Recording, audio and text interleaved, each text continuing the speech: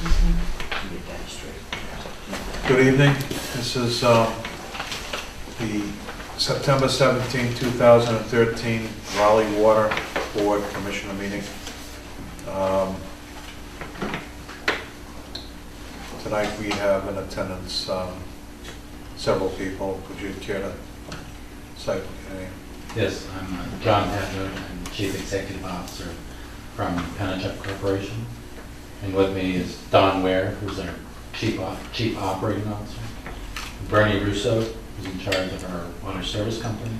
And Tara King, who's in charge of our revenue and customer service operations.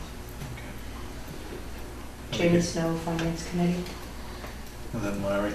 Larry White, I'm here as a resident, although I am the chairman of the Finance Committee. First order of business is to accept the minutes from 9/17/2013. And first, I'd like to say, I'd like to welcome Carmine. He's our new administrative assistant. He'll be taking notes and then preparing the minutes. And he's gonna, we're happy to have you, Carmine. Thank you. Glad to be here. First order of business is to accept the minutes from 9/17/2013. There's one, Carmine, there's one thing here, down close to the bottom of the page. It says per Tim White, it should be me, Tim Toomey.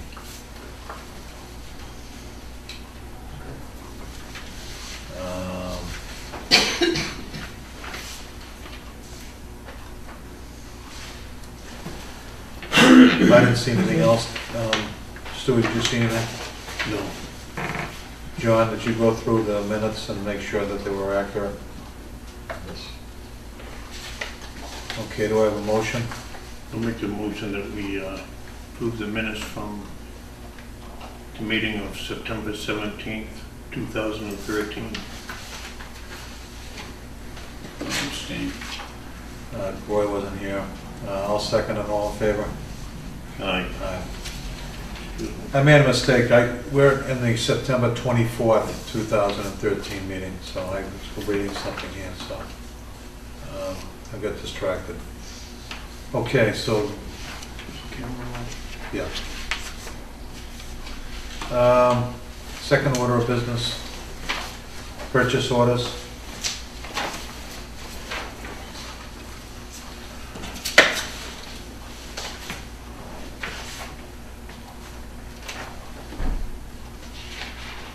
All right, we got brass pipe and couplings. John? Okay.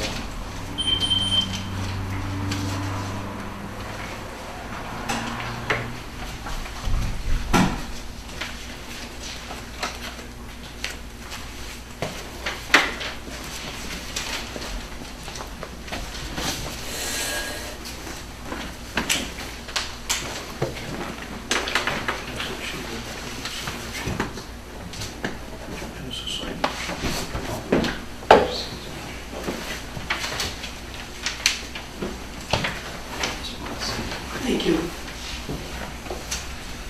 Another one from E.J. Prescott for 300 feet of water service hauling.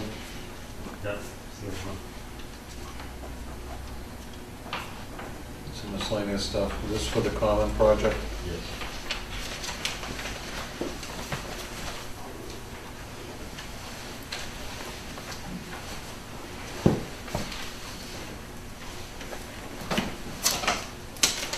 Thank you.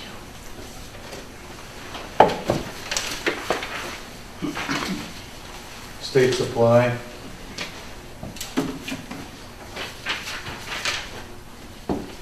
Is this for the common project too? Yeah.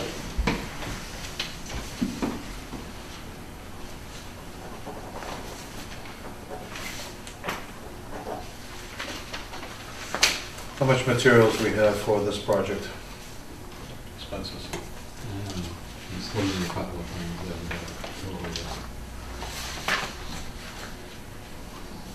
Okay, so The reason this reading this one over. John's gonna get 3/4 inch pipe. So I should get 1 inch in.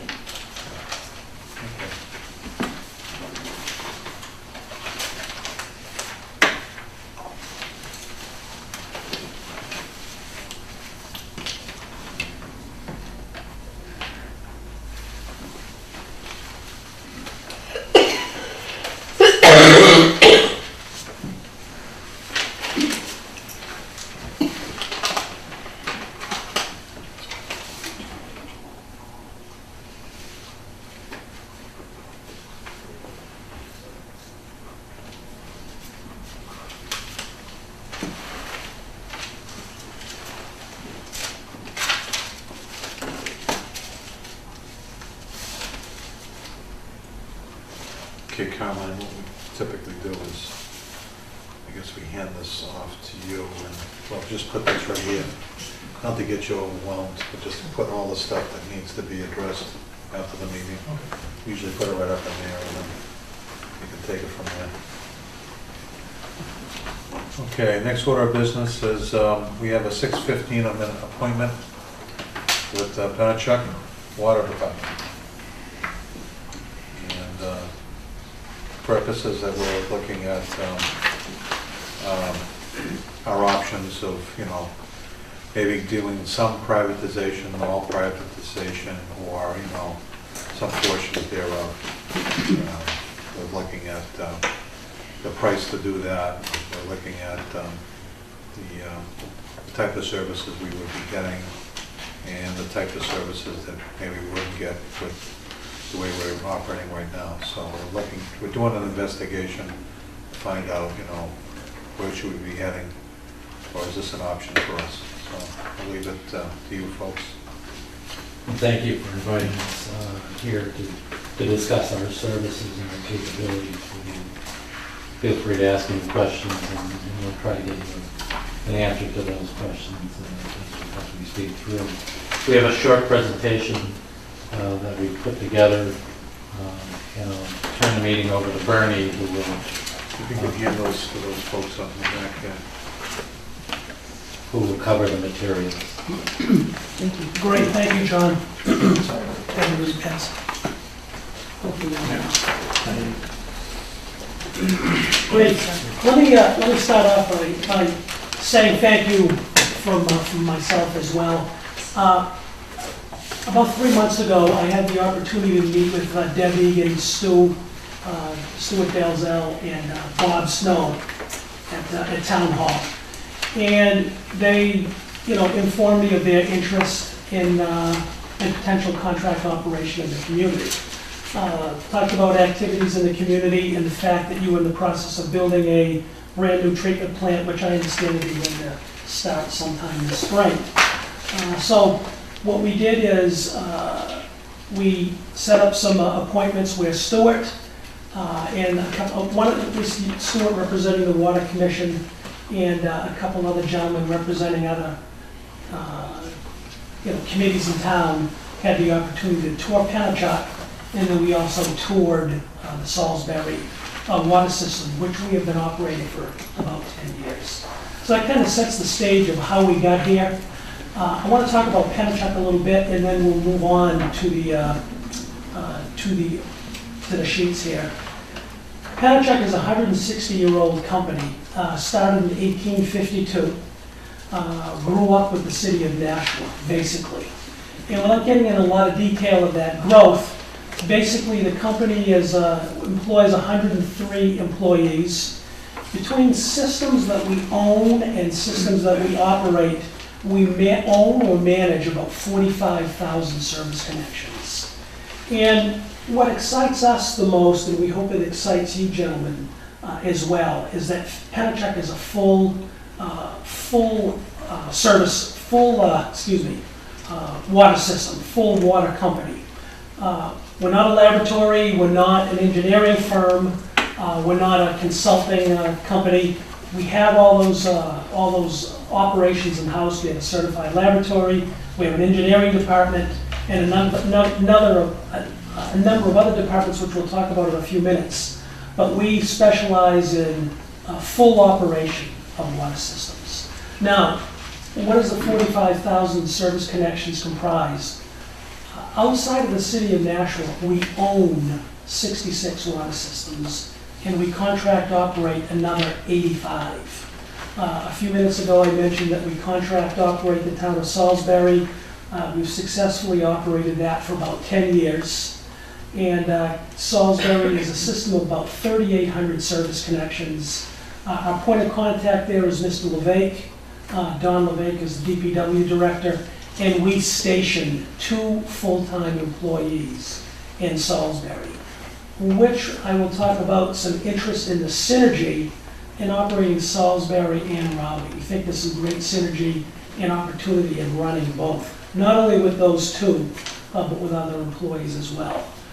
Now, what happens on occasion, gentlemen, is if those 2 gentlemen that we have stationed in Salisbury are extremely busy, or vacation issues or outage issues, we'll bring in additional staff from Nashua. So we find that to be, very beneficial to the town, and of course to the operating staff in Salisbury. So as I'm going along with this thing, if you have any questions, please, all of us are here to kind of fill in the blanks and put meat on the bones and get this, get questions answered as thoroughly as we can. So what I'll do is I'll ask you if you could to flip to the second page of the handout. John, Don, Tara have introduced themselves to you, but there are other members of our team, all of whom are available to the proper operation of the Rowley system. John, of course, is CEO, Don, myself. We at home in Nashua have a full 35 million gallon a day water treatment facility. The facility is operated 24/7, and it is also our 24-hour emergency dispatch center. That emergency dispatch center and our capabilities as an emergency responder will absolutely be available to Rowley. We don't see that as an issue at all, and it's worked very, very well right next door in Salisbury. As you can see, next down is a gentleman named Jim Vecchia. Jim is our distribution manager, and again, in Nashua, we have about 27,000, or Pennachuck Waterworks, about 27,000 service connections. In a couple of minutes, I'm going to ask Tara King to have some discussion on billing, collection, and customer service. In conversation with Commissioner Dalzell and Bob Snow, he said you might be interested in having Pennachuck do the billing and customer service aspect of Rowley, so we'll talk about that. And last but not least, we have an engineering department capable of handling day service engineering, as we call it, and also managing capital projects, which we can discuss and would avail themselves to, or Rowley could avail themselves to that part of the business as well. So, let's flip over to the next page, please. Pennachuck is made up of, or Pennachuck Corporation is made up of 5 distinct companies. We have Pennachuck Waterworks, which I spoke of. As you can see, it's 27,000 service connections. Pennachuck East Utilities, Pittsfield Aqueduct Company, Pennachuck Water Service Company, who we are representing this evening, and then the Southwood Corporation, which is our real estate group.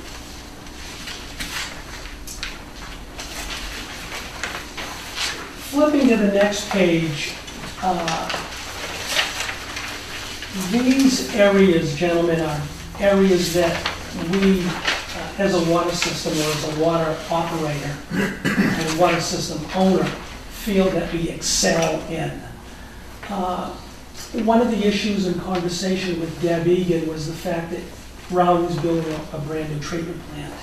And I mentioned that we have a 35 million gallon a day treatment plant in Nashua, and we also own and operate a 1 million gallon a day treatment plant up in Pittsfield, New Hampshire. Deb was talking about the idea of potentially Pennachuck operating the treatment plant, and perhaps either the town or another party retaining the operating requirement of the distribution system.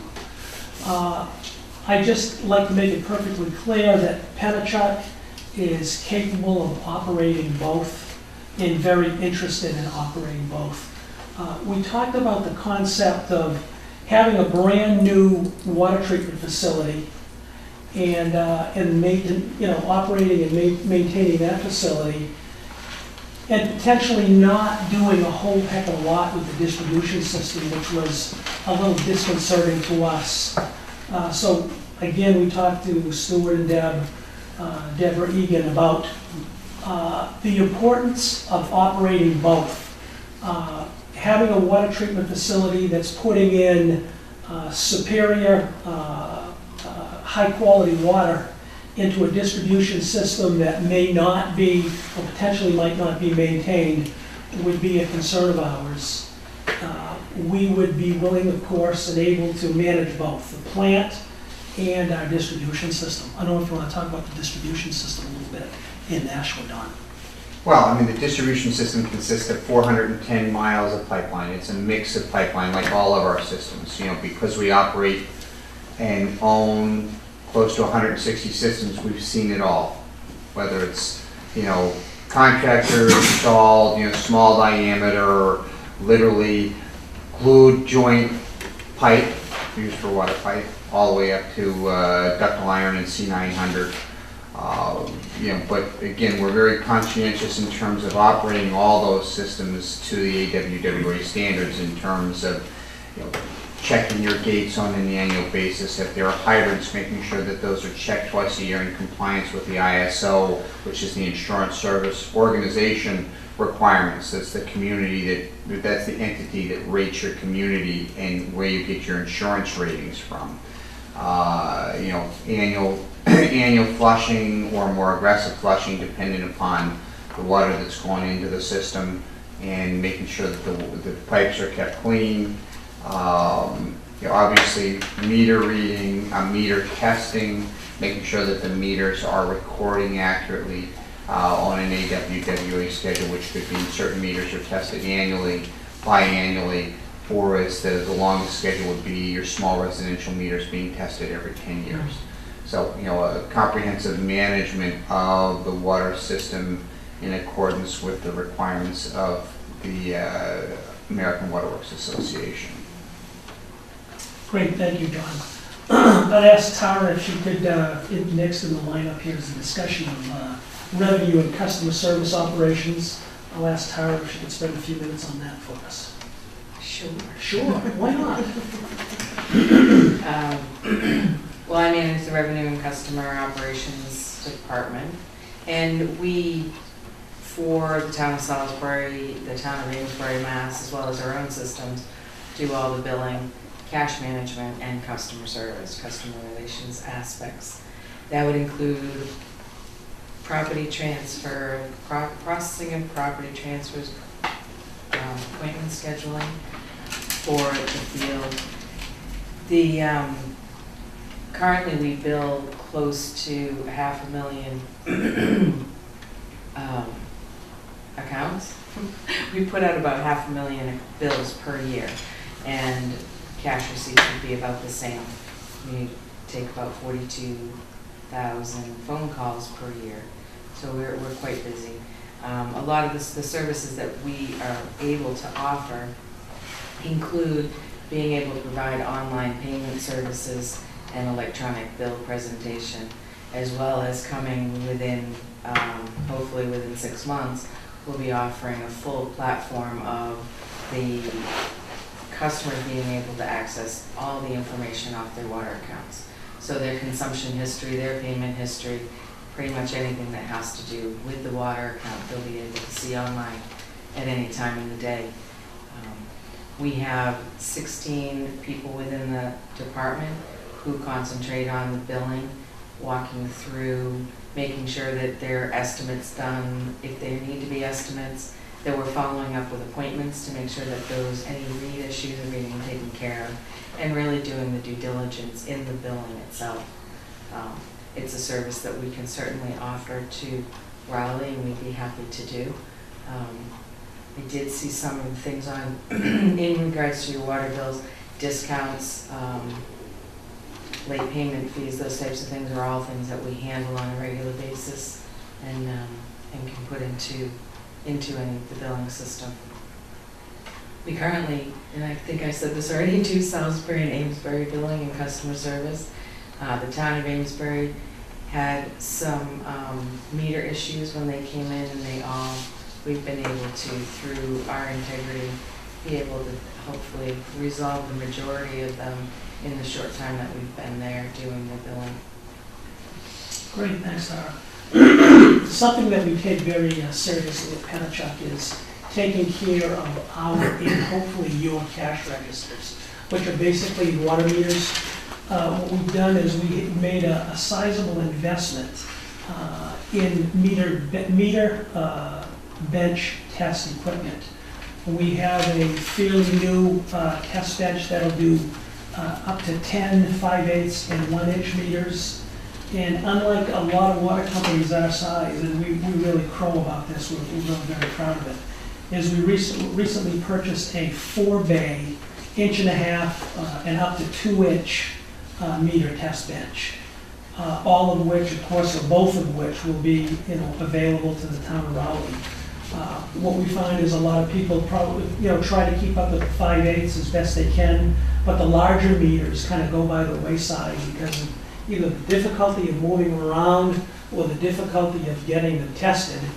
Those items, or those test benches would be available to the town of Rowley. So, and we also do outside contract work with those benches, and that's working out quite well. So, last but not least is cross-connection management. We take that very seriously, and that is part of our stable of offerings as well. We have a number of staff members in our construction division who are certified through New England Water Works Association and passed all the appropriate testing requirements, and we offer cross-connection testing. So that's gone very well. Flipping to the next page, gentlemen, if you can have a look. These are the locations where we are operating now. We talked about Nashville and the number of service connections and work we do there. Again, Tim and Stuart visited and I was there as well, visited with Don LeVake and reviewed the operations in Salisbury. Tara talks about success stories in Amesbury with the meter reading and the billing. When we first were hired in Salisbury, we were really kind of disappointed in the way the system had been maintained. We reviewed the operation with the town fathers and the DPW director and his assistant, and we were kind of appalled at the condition of some of the equipment there.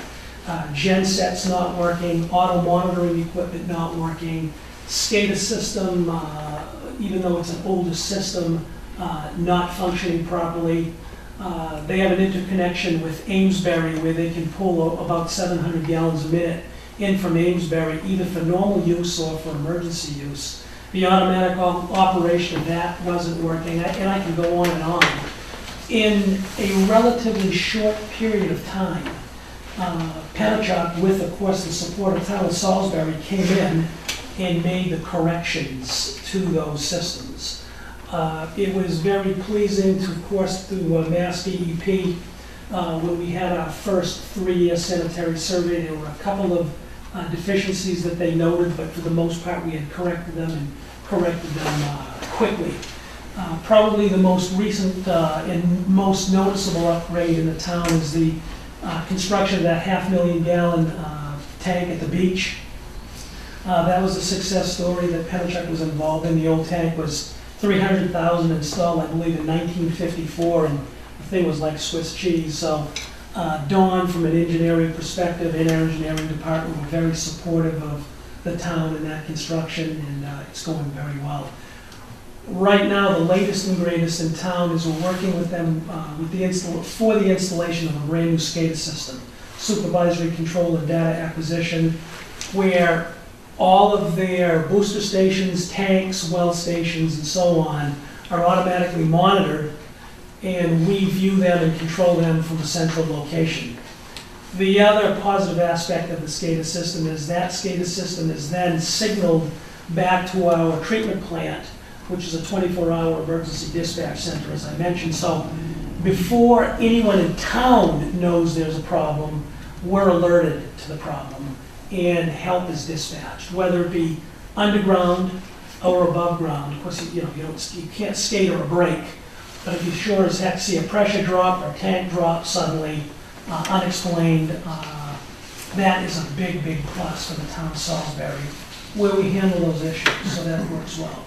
Tara talked about Amesbury, Mass. Hudson, New Hampshire, which is right across the way from us, we do a full service operation with Hudson, except for billing. We also have a wholesale agreement with them. And then there's the small contract operating systems. We have about 85 small contract systems consisting of commercial developments, residential developments, strip malls, things like that. Schools where we do all of their maintenance, all of their sampling and water quality work. So again, that's worked out quite well. So. And then last but not least, and I'll be quiet, if you want to hear me talk, I'm hoping we get a lot of questions, is the number of certified operators, employees and certified operators that we have in the company. That's something that we take very, very seriously, in that we require or support our operators and our employees to increase their, number one, their education, and then once the education is appropriate, support them with increased certification levels. And you can see the number of folks that we have. So I guess before I throw it open to questions or additional comments from my compadres here, I guess I want to leave you with the thought that Penachuk is a full-blown water company. We, if we're fortunate enough to run Rowley, to operate Rowley for you, would run Rowley just as we're running Nashua. Of course, that would take some support of the commissioners. We would be, very open to ideas in the operation.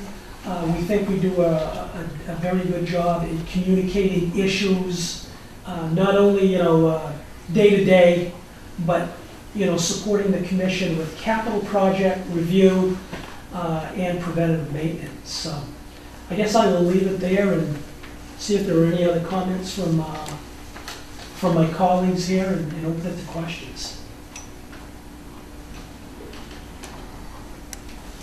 Or was it that good? No, you did a good job. No, I'm curious though, let's look at us compared to like Salisbury. Sure. Who do they have up there that's working for the town? And then who do they have working to supply the water? Well, as far as the town goes, there's only a couple of employees that we interface with. That being Don LeVay, who's the DPW, and Ray Cody, who is his assistant. Both of them do a great job, but both of them will freely admit that they don't have experience in the water end. Don has been great and supportive, but those are basically the two gentlemen, primarily Don, that we interface with. As far as engineering firms, they use Beta Engineering for some of their capital improvement work, and right now they're working with Weston and Sampson for the SCADA project.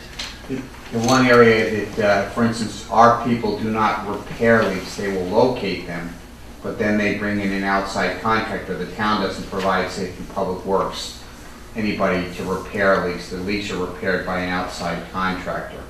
But one of our jobs is actually to watch for and to locate unaccounted for water. So we keep a 12-month running average, because unlike our system where everything's radio read so that we read our production meters and our retail meters same day, you can sum up the retail meters and compare them to the production meters and see what your unaccounted for water is. There we read over a period of a month all their meters. And so to get a view of the unaccounted for water, we have a 12-month running average of some of the retail meters, some of the production meters. When we get above 15%, then go through detailed leak detection. Now, they're always leak detecting. Whenever you're in a house, they're listening to see if they hear a leak on the service. Whenever they're checking the gate, they're listening. So, you're checking your gates every 5 years and some every year. So they're listening to see if they hear a leak. Whenever they check their hydrants, they're listening to see if they hear a leak. And so leak detection is an important part of what we provide, but again, we don't do. When you ask what's brought in for outside services, we don't have a backhoe there. We don't have any equipment to repair leaks. Those leaks are fixed by an outside contractor. What kind of costs are they looking at to repair leaks over there? Just a ballpark for the last couple of years, Well, it's kind of all over the map, Tim. I mean, we have a leak summary report that we provide as part of the mass stat report, but it's really been all over the map. Certainly, it has been drastically reduced. And I don't want to get away from the dollar amount, but I'll use this as an example. Don was talking about unaccounted for water. When we moved in there in our first mass stat report prep, we were approaching 30% unaccounted for water. We now have on the last mass stat report, as I recall, it was 17%. We found and repaired a number of leaks, and we managed for them 2 full-blown leak detection programs. And over the last, I think they've been done over the last 6 years, along with, Don said, the continual. Well, your leak detection programs, is that your people looking for leaks, or do you hire out people to come in and look for leaks? Like I expressed, when they're doing their work, they're listening for leaks all the time. Yeah. At a point where the unaccounted for water say goes up above 15%, they'll do more detailed leak locating. We have leak correlators, we have a lot of stuff. But let's say that you wanted to look at the entire system, which is what Salisbury wanted to do when we took over. They hired in an outside leak detection firm that we worked with in order to get that work done. But typically, if the unaccounted for water indicates there's a leak, we find that leak. It's not like the entire system, nobody's been looking for leaks for 10 years, Yeah. which is the way things are, and so if it was an entire system-wide look, we would not do that ourselves. We would work with and coordinate with a leak detection contractor who would do the entire system. But otherwise, once that detection work, that overall system work has been done once, if the people are doing their job properly, you should be able to stay on top of and locate leaks. Yeah, and once in a while you're gonna have a stubborn leak, and through the, going into nighttime work and isolating valves, you can usually hone down where that particular leak is. In the case of Salisbury, at one point we determined that there was a leak on a stretch of about, I think it was about 1,000 feet of pipe between 2 valves. We couldn't locate it. We put leak correlators on everything, so we brought in an outside entity. Turned out that they located the leak. The pipe was 28 feet deep? Yeah. So, it was just. 2 layers of pavement. So when you bring in an outside guy, or a company, do you pass that cost on to the town, or do you Yes. pick that up with your contract? No, we pass that on to the town. It's really a mix of, when you look at contracts, there's scheduled work that you know that you need to do and should do. That's as a lump sum. We'll call it unplanned work, there's a lot of different names and contracts, things that you can't possibly know. For instance, a broken main. You don't know when that's going to happen. So if you asked me to give you a lump sum price after I looked at your history, if you had one, whatever I'm doing, I'm taking a guess. And when we guess, typically you want to be conservative because you don't want to lose money, so you're guessing high. When you're doing that unplanned work on a time and materials basis, then everybody gets treated fairly. New meter sets. Do you know how many new meter sets are going to happen in the coming year? We don't know in our system. So you do that. Now what we can do is say there's a lump sum price for a new meter set. Then each time something happens, then you can put that in, like a lot of times Salisbury puts that into their tariff, so when somebody comes in and wants to have a new meter set, they pay for the cost of the new meter set. Backflow tests. same thing, we know the number of backflow tests, so those are wrapped into the scheduled work. If the town wants us to charge for it, then we can charge for it and actually become a conduit to collect the money for the town. There's a number of ways, Tim, that I think you can structure your RFP and get ready to put it together. What we recommend, going back to Don's point, is where you're gonna have a full treatment plant. We would suggest that the town be responsible to pick up costs for chemistries and power.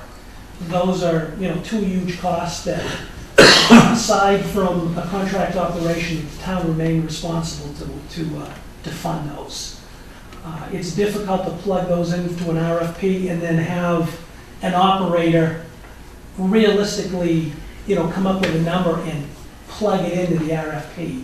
We think it's much more fair for the town to pick up the cost of the power and chemistries. Well, and the simple reason why, do you know how many millions of gallons you're gonna pump in a particular year? If it's a dry year, you're gonna pump a lot more than in a wet year. And so, again, there's a lot of scheduled things, going to check that treatment plant, going to add the chemistries, going to calibrate the equipment, that's all scheduled. That's a lump sum, we know we have to do that, and we're gonna do it. Like I said, checking the gates, doing the flushing, all those things are things that you need to do to properly operate a system.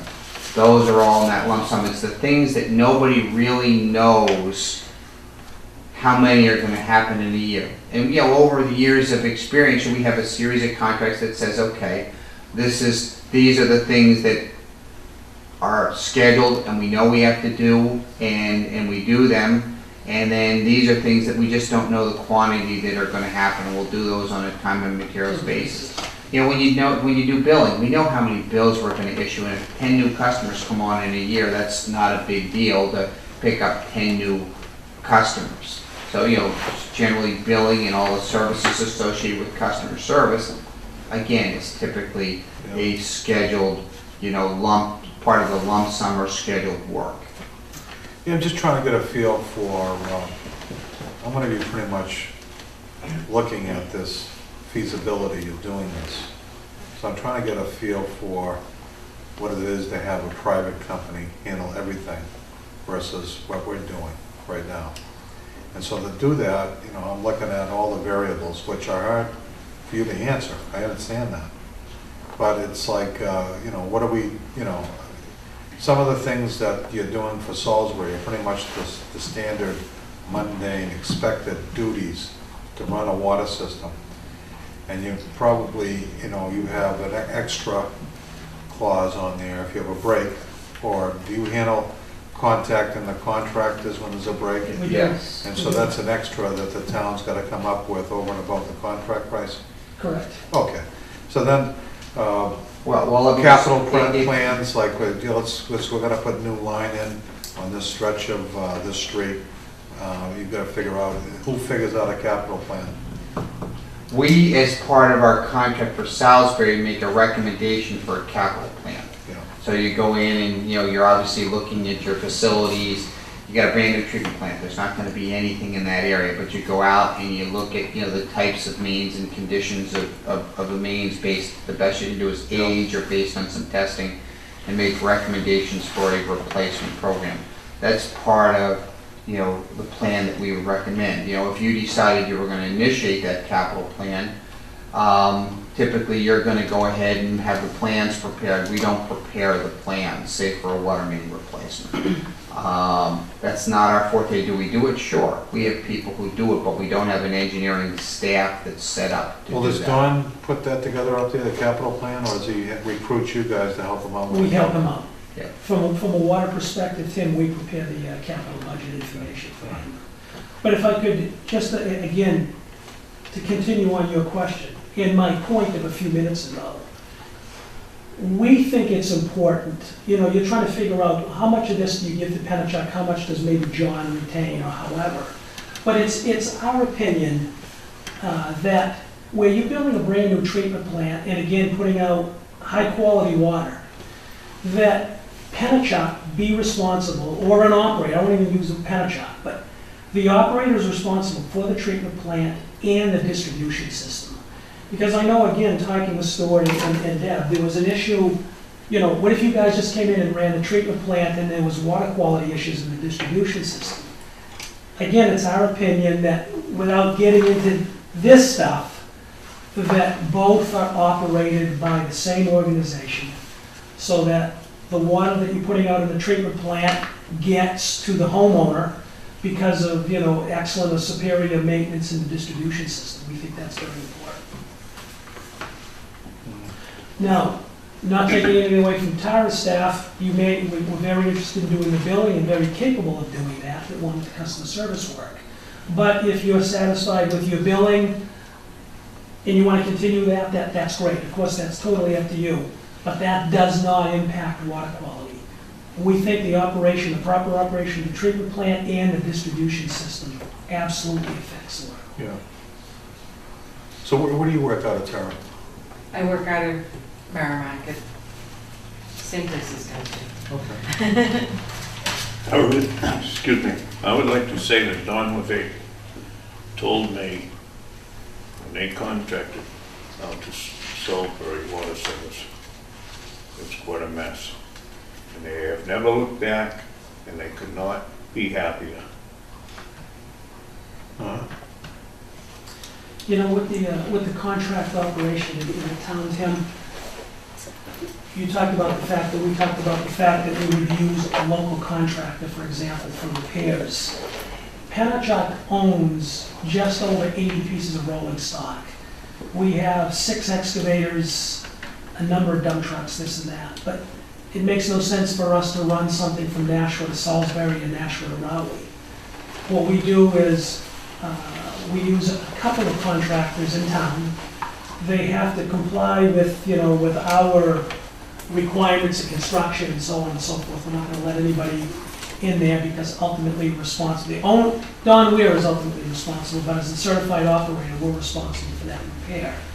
And that has worked out extremely well. You keep your local contractor busy, you develop a rapport so he knows what to, he knows what to expect, and we know what his capabilities are. So our staff will oversee the leak repair, making sure that, the system is shut down properly, making sure that all the proper procedures, both from a sanitary and safety perspective, are followed by the contractor who's doing the repair, and then make sure that the system is properly energized, and that, flushing and whatnot that needs to happen at the end takes place. So, we're overseeing those operations. But as Bernie said, an hour and a half drive either way tends to make you pretty, you're not going to compete effectively with somebody who's local here. And as Bernie indicated, there's a number of local contractors that we have relationships with who over the years understand the right way to fix a repair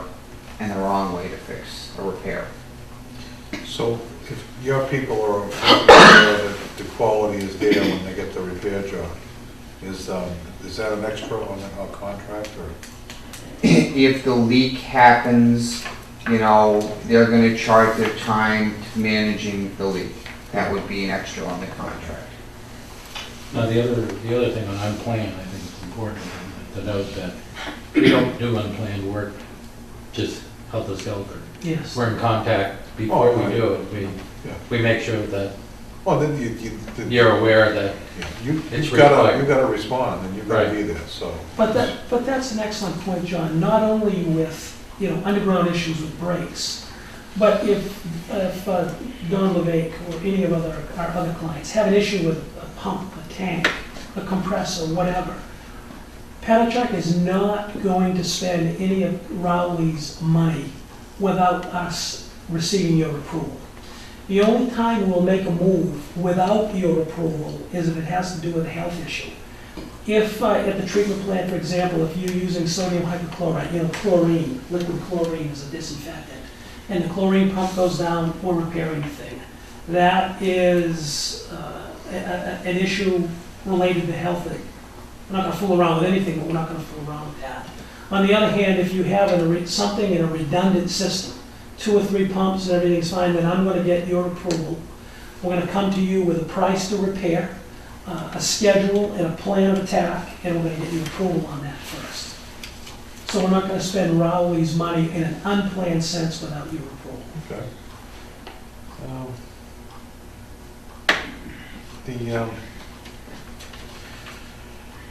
Once again, does the, like the repairs, does that come directly out of Don Vec?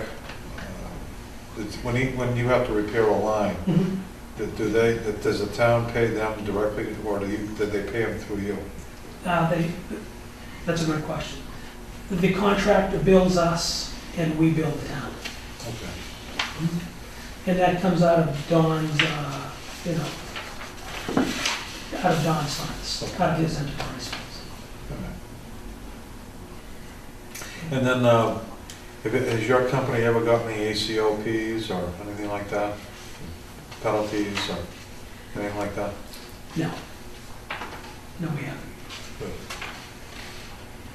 We have worked very diligently to develop a rapport with Mass DEP, with the Northeast region. So Dwayne Levanchi, Jim Dillon, Nick Sazoulis, who is the prime contact for Salisbury.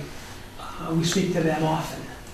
And whether it be issues related to a sanitary survey or a water quality issue, we make sure that they're involved and communicated with.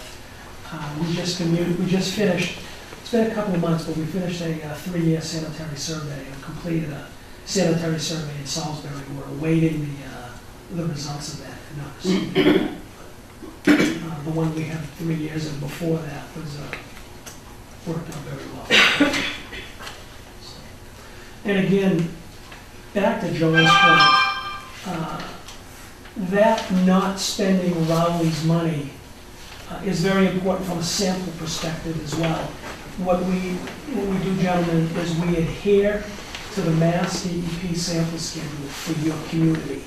So I'm not going to call somebody all of a sudden and say, hey guys, let's do a $1,000 SOC VOC analysis because we think we need to do it. We adhere to their sample schedules. If they require additional samples, we'll work that out with Mass DEP and again discuss it with the commission. Do you have any job or communities you're providing the service to that would be like a 1,700 customer base? Because Salisbury is like 3,400 or Yeah, something? about 3,700, 1,700.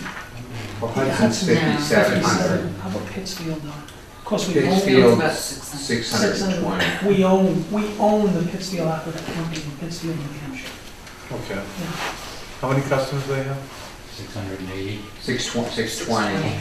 And I mean, there are systems, communities like, for instance, the communities of Londonderry and Litchfield. One community has 1,900, one has, well, they're both about 1,900 customers. But every system's unique. In those two systems, we buy the water from somebody else. So you don't have the issue of water supply. We're basically operating their distribution system, providing their customer service. Okay. All right. So yeah, what I'm getting at here is that I want to be looking at this and see if it's feasible for this community to do this. And so I'm looking at learning more about what these contracts entail and how we compare them to ourselves. So it's like we had a company come in here recently and they offered to have a mock-up, cost estimate to see what they could, do. They felt that they could give us some pricing so we could look at to see what the ballpark would be, knowing that at some point in the future we may be putting this out for bid. Mhm. So is this something that you guys could help us with? Yeah, I think first of all, we'd like to share with you, because there's public knowledge, without the dollars in it, what a typical contract looks like. Yeah. Because it's going to be the same whether it's 1,900 customers, 5,700 customers, 3,700 customers, assuming that you're dealing with all the issues, the supply, transmission and distribution, customer service, and meter service. Yeah. So we can give you an idea of what is in the scheduled part of a typical contract, and that's something that, we could provide you, okay, here's the scheduled things that we're going to do. Yeah. Or those are the things that we're going to provide, a dollar amount.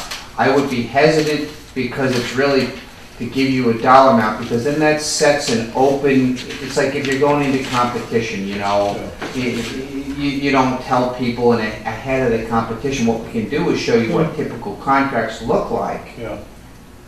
And I don't know whether the information as far as Salisbury is public or not, but, you know, I'm assuming because there's a signed contract that it probably is. Give you an order of magnitude, but every system is unique and different.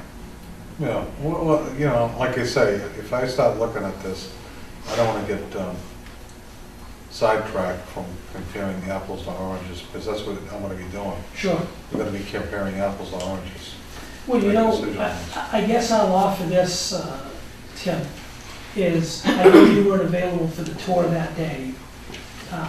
Come up and see us, but I know that Salisbury is, you know, 1,500, service connections larger than Raleigh. But if you want to spend some time with, either with Pennachuck or with, and I hate like to offer up Donald next time, but he may be willing to help. But come with us or spend some time with us in Salisbury. Kind of overlaying the concerns of Raleigh there and see what we do in that community. Okay. Because it's not so much bigger than Raleigh that you really couldn't do an accurate comparison. Because I got a concern with X in Raleigh. Well, how do you handle it in, what does it look like, or how do I handle it in Salisbury? Okay, so up in Salisbury, just for an example, you have one or two people, Two full-time people. two full-time people. Stationed there. And how many part-time people do you have as far as, getting things done over there?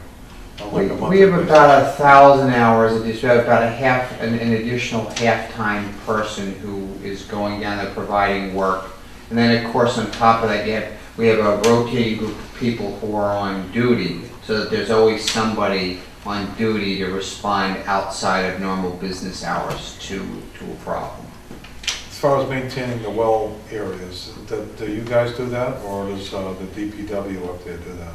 No, anything around the well areas, we take care of Tim. Okay, so you do the mowing and We do the mowing, as a matter of fact. hydrant, making sure the hydrants are free and We clear. have a hydrant painting program where I believe it's, we do 1/3 of the hydrants each year. Mowing and stuff like that. Mowing, we actually hire rather than having our guys, I don't want to say it's a waste of time, Yeah. because we gotta have things up and running. But we actually hire a landscaping firm, Okay, and they take care of, Because you don't want to brush take cutting. somebody with basically Oh, I a know. degree and a license. now is that extra? Is that, That's in the Contract. price. Thank you. It's scheduled work, so we're gonna maintain your grounds. okay, That's, now, again, like Bernie's saying, we don't do the mowing, but we have somebody come in and do that. These folks will do as much as you like to run the system. yeah, I'm just trying to get, I'm trying to, while you're here, Yep. Yeah, ask no, a lot of absolutely, questions. that's why we're here. okay, But so, that's how, one of the things we try to figure out in pricing is what are your needs? What do you want? yeah, You're the customer. If you tell us what you want, then we can price it to that. Exactly. Well, So trying to guess is difficult because you may not want some stuff, or you may want more. So we're trying to build that around that.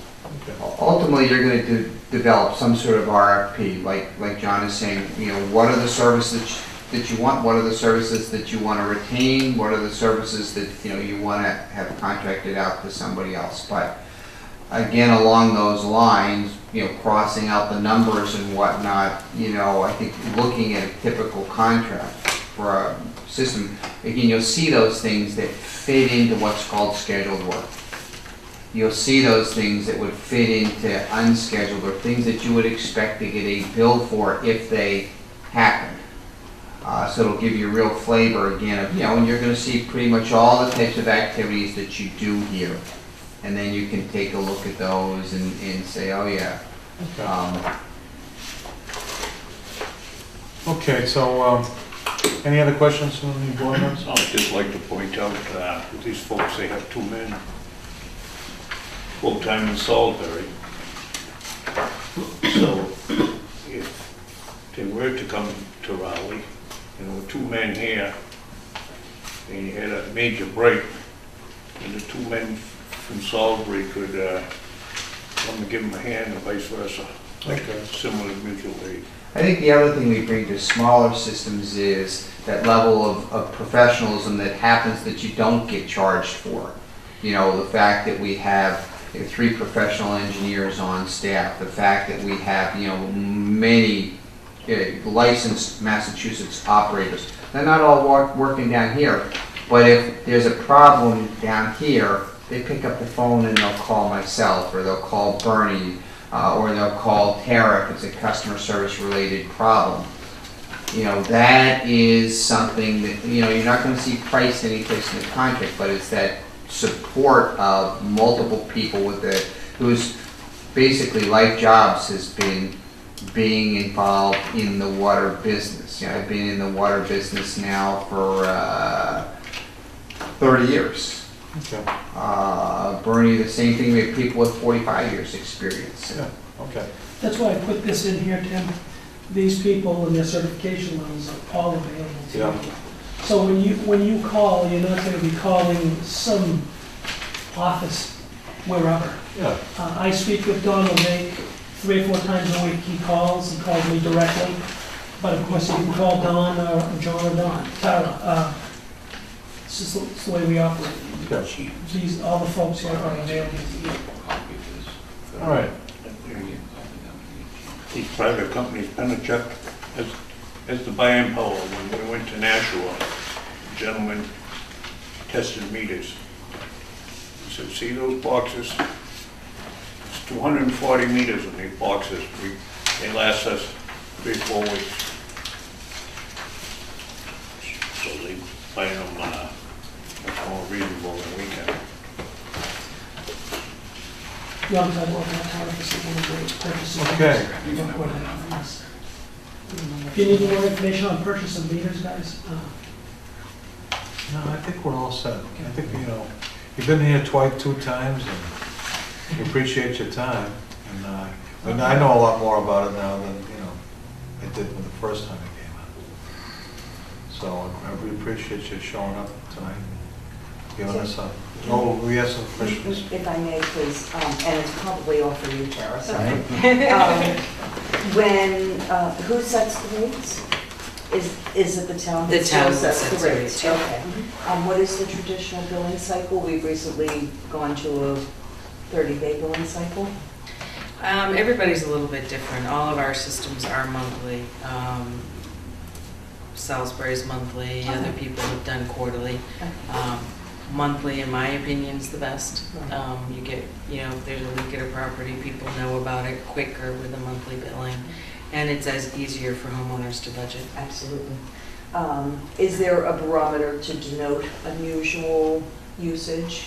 Yeah, we look at each area and actually in each customer class. So, you know, a single-family residential compared to a multifamily is going to look at their usage, you know, they're going to use usage differently, as well as different areas. So we might have, you know, a system that their average usage is going to be maybe lower than another in their single family.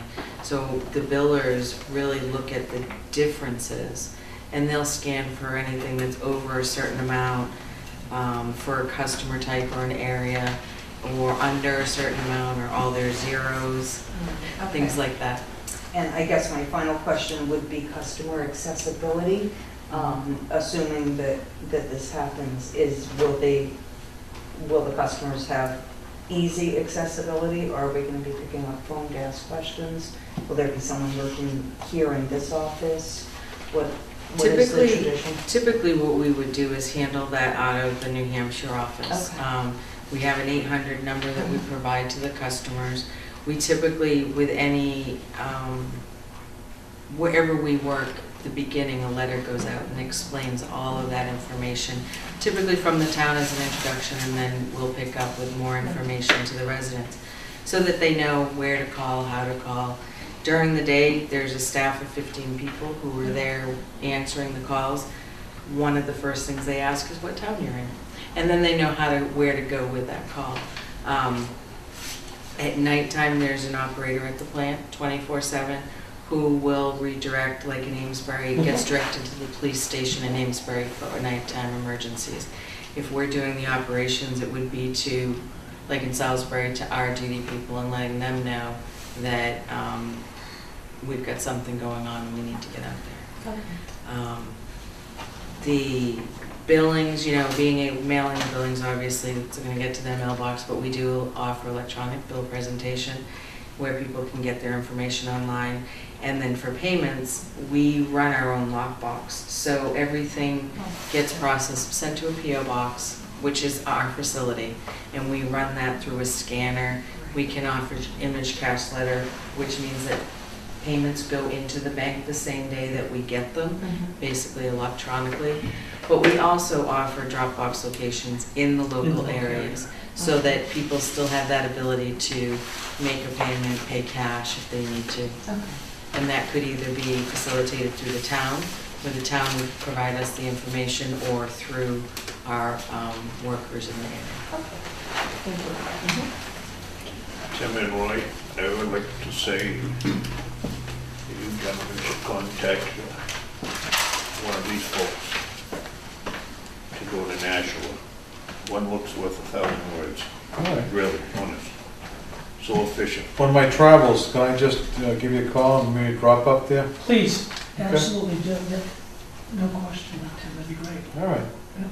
So I get your card. Sure. And I'd like to, if I could, excuse me, leave you with these, some propaganda here, and my card is in the back of each one of those. Okay. Thank you. Do they come with pens? Bernie, if I get Tomorrow my- at 7 o'clock. There's going to be so many pens in this office. That's All right, well, thank you very much for coming tonight. great. Thank you, Bob. Thank you. Thank you. Oh, well, Larry has a question, I'm sorry. Yeah, I've got Pardon my bad. several of them. That's all right, I don't mind you back. From what I understand, Pennachuck is interested in the plant distribution. If you had your druthers, you want everything, right? That is So correct. Yes. the Yes. Billing and everything, okay? We do find there's synergies with that. Right, exactly. Where would Rowley fit in with Pennachuck now that you're owned by Nashua? Basically, it's... Actually, what happened with the city acquisition is that we had public shareholders, the city became the shareholder, and that's Right. the extent of it. If you ask any of our customers whether whether they've been changed or anything relative to the acquisition, we provide the same service today that we provided the day before the acquisition. What we have is we have an independent board, Right. made up of people from different backgrounds, and they are independent. We have one shareholder that we report to, but it's, other than that, it's business as usual relative to the company and its customers. Right, but we'll say 95% of your customers are in Pennachuck. The Nashua and Salisbury are in the Pennachuck Water Supply Right. Corporation. And that's because we have regulated customers, we're PUC regulated. So we have customers in we call our core system, Pennachuck Water Works, who are in one company that are regulated. And most of those are fed through our plant in Nashua. We have Pennachuck East, which is how many communities now? About 26, 28 27 communities. communities that we service. That's another regulated company, regulated through the PUC. We buy water for those particular systems Right. from other sources, also have wells in certain areas. And then finally, the Pittsfield Aqueduct is a separate company as well, that one that was acquired back in the 90s. And that's a separate company. It's regulated, PUC regulated. The water service company is not PUC regulated. So that's the delta, that's the differential. Right. So services So that that's we where provide. Rowley would fit in. is- Salisbury, Rowley, the 85 communities that we service, they're all through Pennachuck Water Service Company. But all of our employees within the company are servicing not only Pennachuck Water, but Pittsfield Aqueduct and Pennachuck East Utilities and the contract. So the town of Salisbury, the town of Amesbury. And there's no difference, I mean, a customer calls and they have a water quality issue, it doesn't matter where that is, it's gonna be handled, regardless of its It's location. going to be handled the same Exactly. fashion, Same whether fashion. they're Nashua or Amesbury or Salisbury. Right, I mean, I can, figure out some of the legal and tax reasons why it's a separate entity. It's really outside of the PUC Right. realm, so. So, if you did have everything, what would your rally presence be? We're not sure, I would answer that, I'm not sure, because Okay. we need to understand your requirements, understand what do you need. Again, it's what are your needs, what do you want? Right. Because we might, we could do a whole soup to nuts, but you don't want the soup to nuts, you want just the soup, or just the crackers. Exactly. Right? So, that's what we need to understand, so. Right, but you basically, from what I understand, wouldn't be having, we'll say, a building like this, any equipment, your presence might be just personnel only. It could be personnel only at the Mhm. treatment plant, through the treatment plant, or. Typically, we would be looking for a building to work out of. Mhm. In Salisbury, we work out of the facility they have. In Hudson, it's close enough that we can get there. But with a facility this size, with a community this size, we are going to have, people working down here. You want them to report to a place in the area. Right. Your emergency dispatch center is located where? Is that Nashua? 200 Concord Street in Nashua, yes. Okay. Mhm. And so you have use that facility also if you took over everything. You'd have the, That's correct. Tyler talked about that being our dispatch center. So right, knowing the operator that's taking the emergency calls, and he is just that, he or she have that capability. They know, it's not as though we hire a night watchman, for example, to take calls who doesn't even know where Rowley is, who's never been to Salisbury. right. Those folks know the operation. Once they know where the problem is, they dispatch the appropriate emergency responder, whether it be Salisbury here or any of the other communities. So it's not necessarily that a staff member would be coming out of Nashua, they might be coming out of the local area, but the call's being taken in Nashua, and then the appropriate person's being called. So it could be somebody who's in this area that is responding to the problem. Right.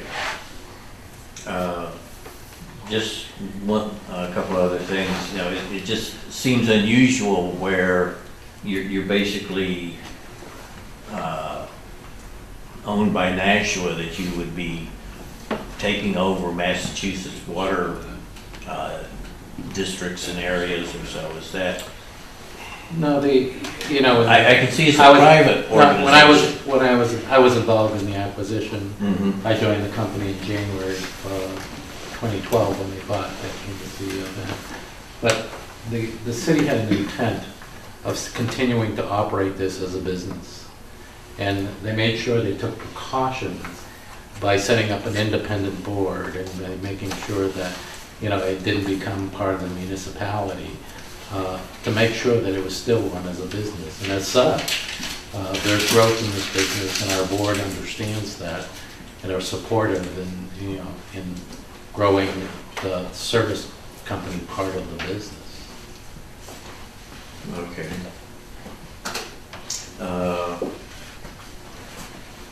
Are you familiar at all with the Rowley system? And specifically, I was just wondering if there's anything that you see right now that you would be doing differently. I think Larry, and we talked about this coming over, at this point, truthfully, you know more about Pennachuck than we know about Rowley. However, they're, doing windshield survey around town, looking at your treatment plant online. We've never been there. No surprises. There are no surprises in the system that we've seen at this point. One of the things you're going to find out when you're going to get really down into the local community is if the community comes out and does a request for proposals. At that stage, it's up to us that we do come down and get the best understanding we can of your system, how it operates. We have to know all the parts and pieces. The tough call is always condition. You know, depending upon what may or may not happen with existing employees, it's awful tough to get good information about the system. But that's part of what, you know, what we have to do. And as John mentioned a few minutes ago, Larry, the commission has to define that for us.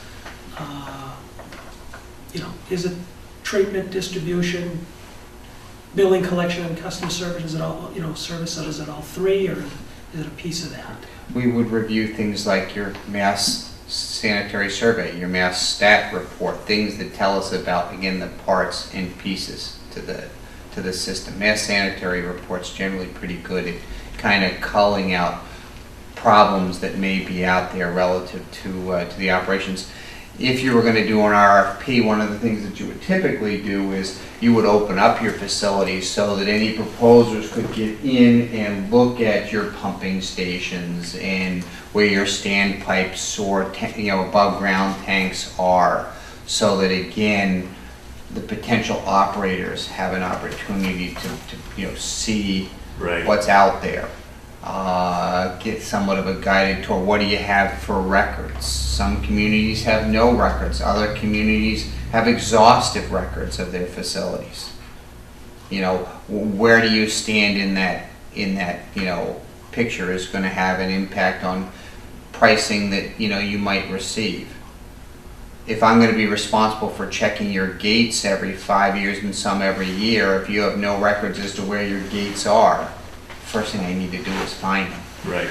And you know, if you have a map that shows these intersections and there are the valves, but the valves have been buried under the last 3 coats of pavement because there was nobody there to raise the valves up associated with the, you know, overlays that were happening. You know, again, first of all, you got to jackhammer it out, raise the gate up, and you know, then you'll, for the first time, you'll be able to, can I get on that gate? How does the gate operate? Does it leak when I get it fully open or fully closed? Does it open the right number of turns? You know, Which way does it open? Right.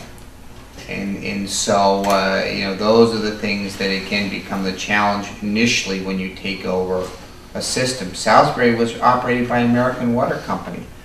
Their records, unfortunately, were, I'll use the term not too good, I'll be politically correct. And, you know, it took some time to develop it.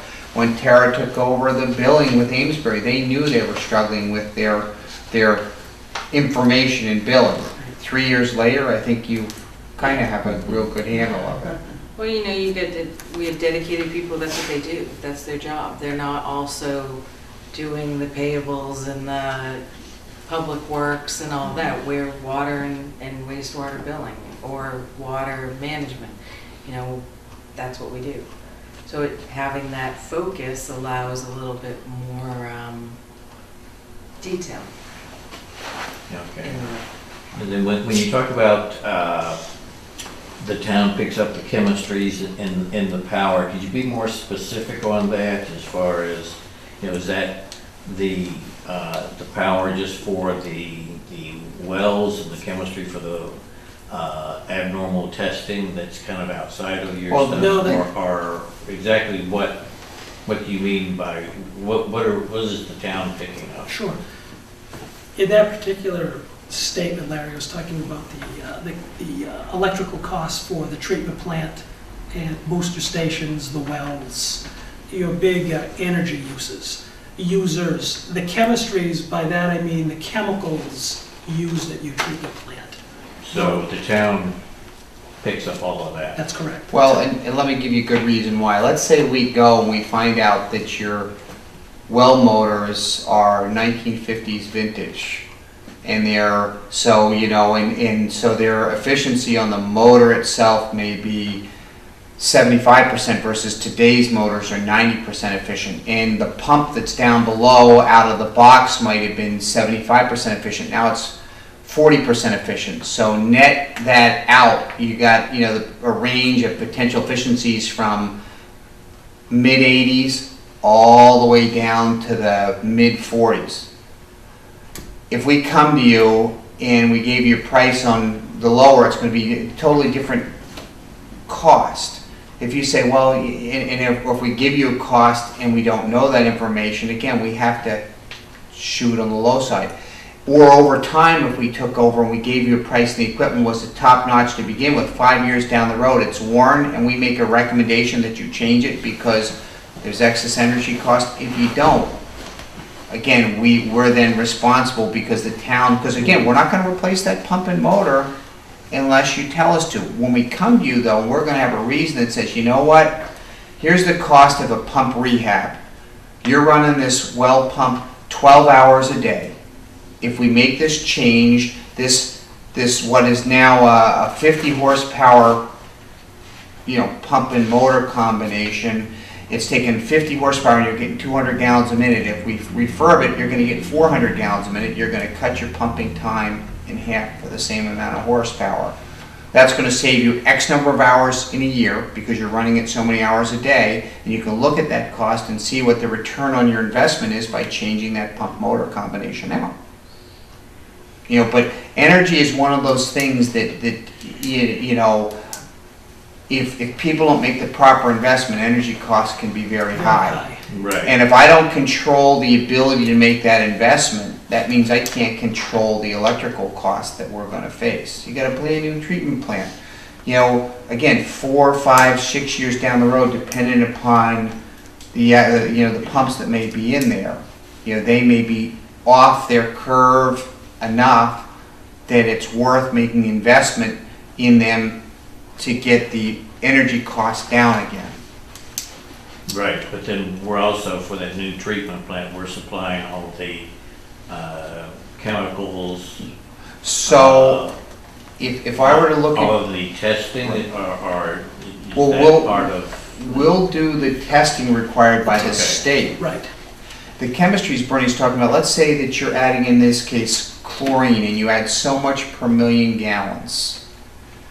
If you could tell me how many million gallons you're going to pump in a year, we could give you a fixed price, but you're going to see that you might pump, let's say as an example, let's say you're pumping 1 million gallons a day, so 365 million gallons in a typical year, but you could have a year where you pump 300 or a year where you pump 500 depending upon the weather and what happens to a major customer may leave, or you may get a major customer who comes in. Well, you hit a trigger on the Parker River and your non-essential use is done for the summer. That drops, you drop off the table there, because John's monitoring that on a daily basis. We would, and that would drastically impact the loss of irrigation load, or irrigation demand would drastically reduce power cost and your chemical consumption.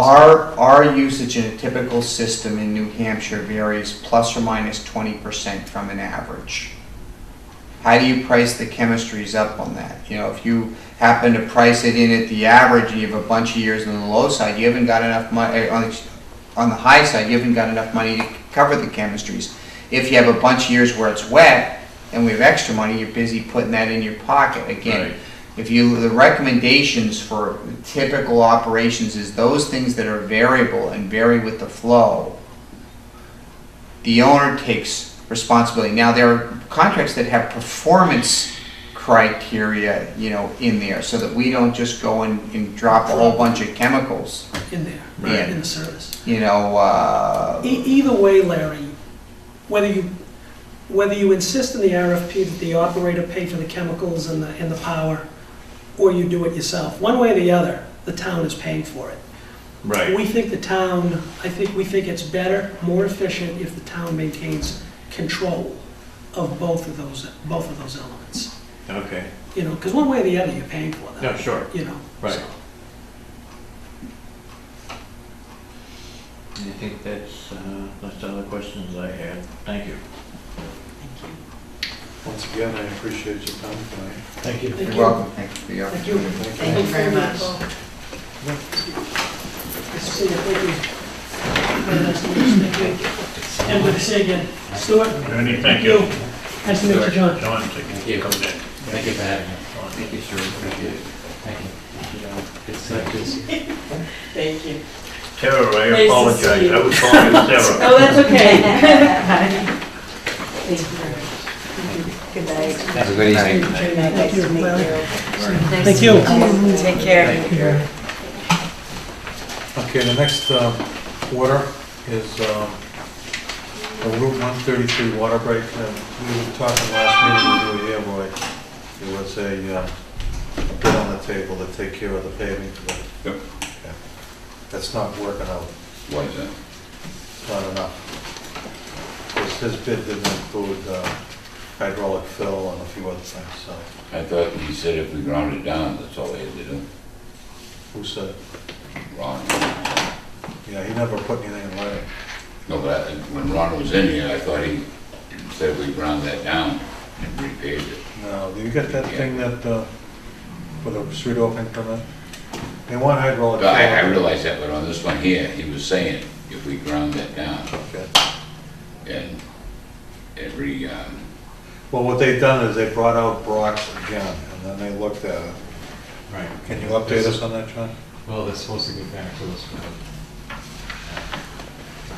Yeah, it's gonna be a lot higher than 4,500. But what did Brock say? So what Roy mentioned? You just have to grind it down? that's what Ron was saying when he was in here, and that one there. Well, they talked about, they're working out a strategy. They're talking about cutting key ways on both sides so that, to get a better blend. And, Have you talked to Ron? yeah, So it's gotta be redid, reworked out, and then Ron and, All right, we John. keep waiting around, we ain't gonna be able to get it done before the. no kidding, no kidding. So, We're getting late. it was one thing that they gave a price for, but it's not what he wanted, so Right. they gotta work it out. They went down there, I think it was a Friday? right, yeah. Okay. So Yeah, that's, we gotta get right on it, John, we can't be playing around with I it. don't know. Excuse me. good. Roy said that just Ron said it just had to be ground down? Had to be ground down and repaved. That's what he was saying when he was in here for that meeting. Future, we have to No, you use said flowable cut it fill down. and everything You else. said cut it down a foot and a half and then pave it. You're talking just grinding it down? He was saying when he was in here, we grind it down, but in future, we have to use flowable fill. When you say Well- grind it down, the bump level, or you saying dig it down a foot and a half? He said grind it down, that's all he said, grind it down.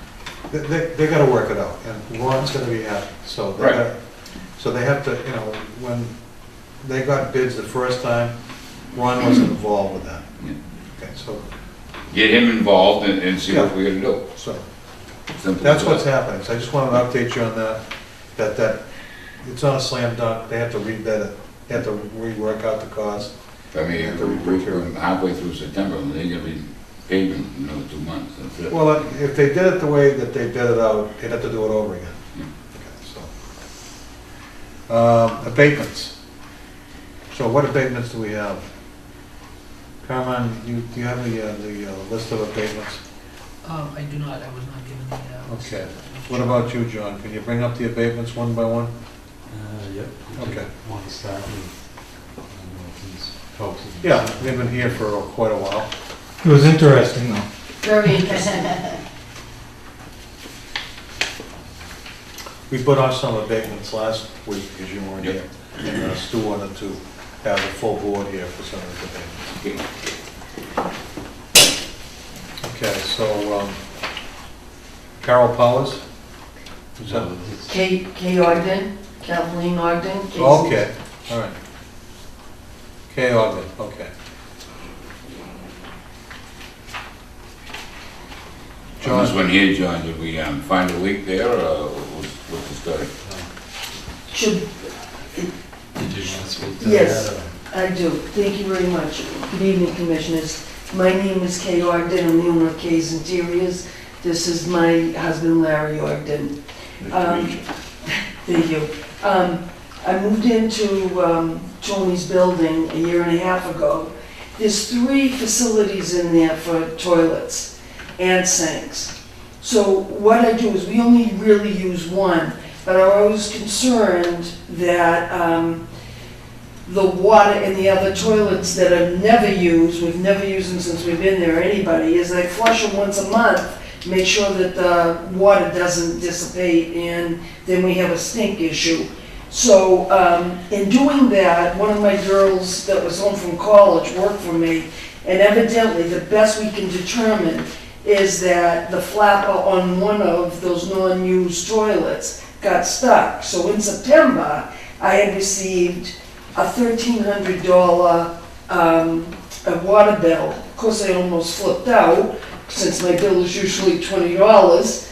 And what I had done is I had talked to Tony about it, and I had Mark Mansfield come in and ripped all the insides out and repaired them.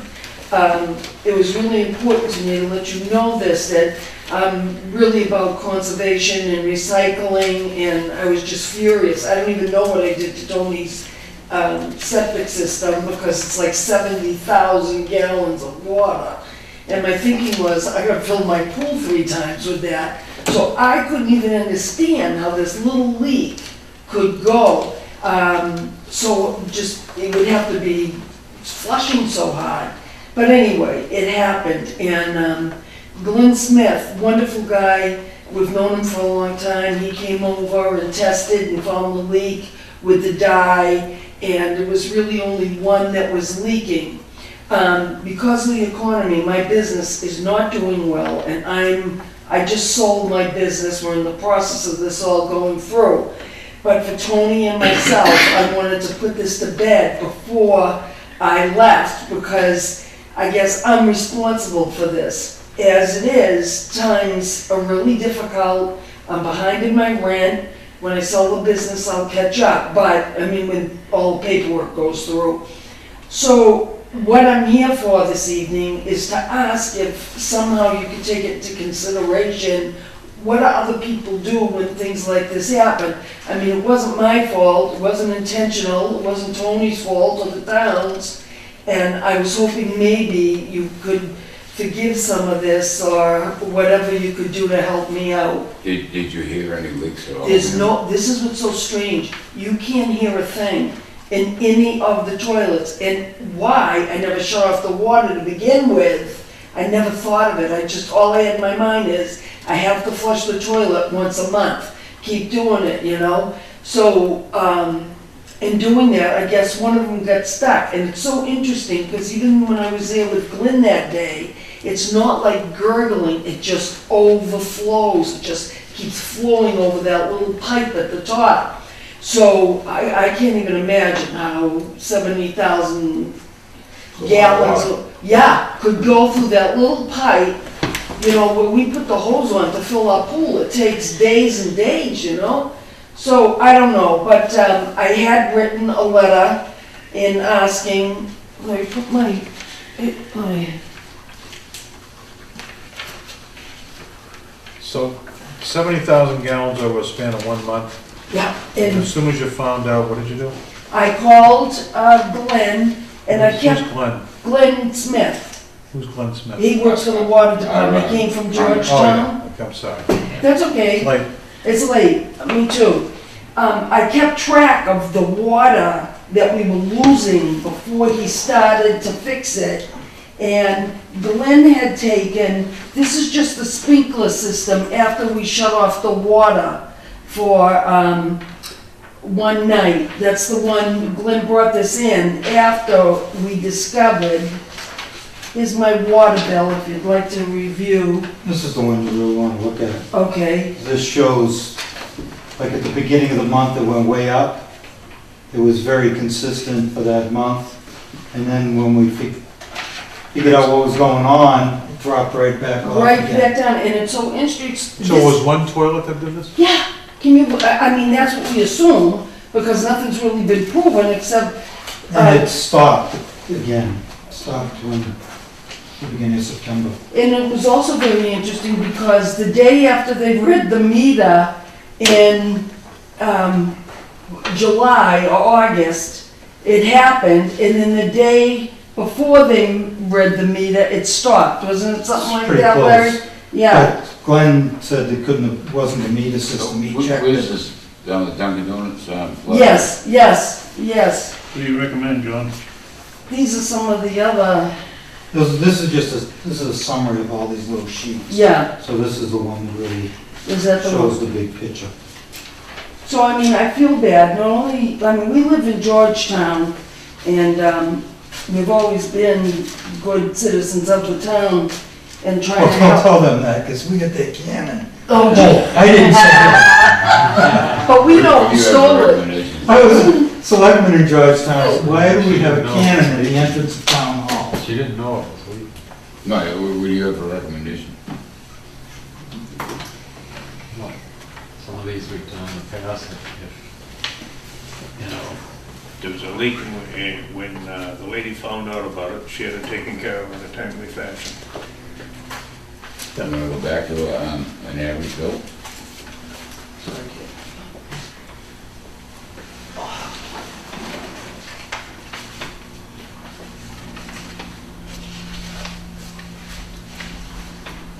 What do you want to do, guys?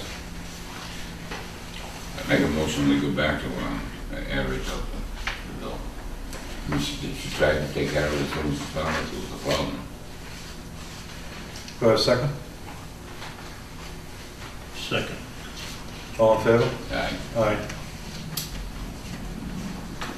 Thank you for your prompt attention on the matter. Thank you. Thank you, sir. This is, it was very shocking to, how could I possibly have a I know, this thing happens, and thank God we have monthly billing, because this thing could have been a 4-month bill. Exactly, and that would have been a real problem, even though hopefully we would have jiggled the jiggle before the next water, you know, to take care of the water, but I appreciate your time and I thank you so much. You know, I'm good on my bills, I pay my water bills, and it's important to me, you know, I don't even know if I did any damage to Tony's septic system with all that water going through.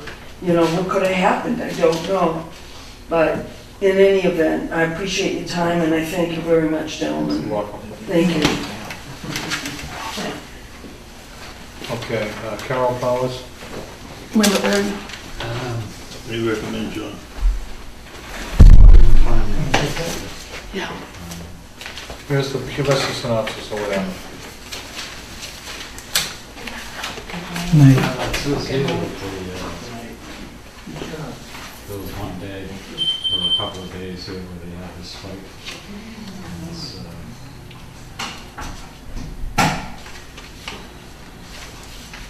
what's the day of the month? Okay.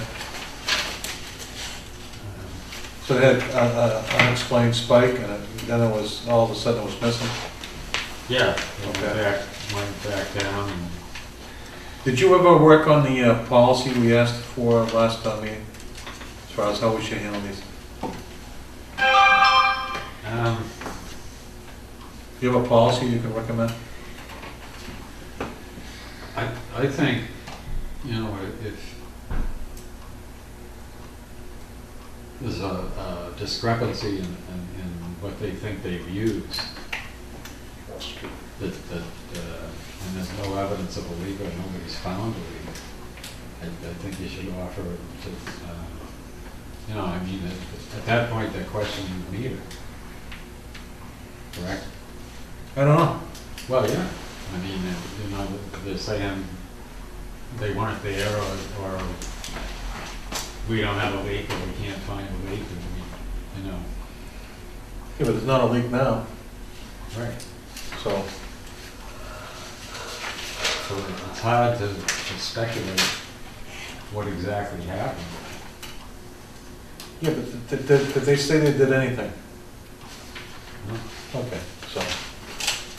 In other words, my point is that they said that, oh, we left the thing running, we didn't realize the water was running out the back door. Yeah. And so as soon as we found out about it, 2 days later, we turned the water on. Right. Did they say anything like that? No. Okay. The letter's right in the front.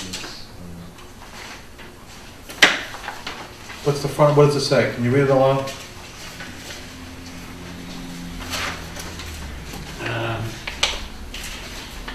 Close the check, full payment of my outstanding water bill and appealing the water use charges for June 2013. Information gained by an inspection of the meter last month indicated a very large and unusual spike in usage occurred on June 12th and 13th.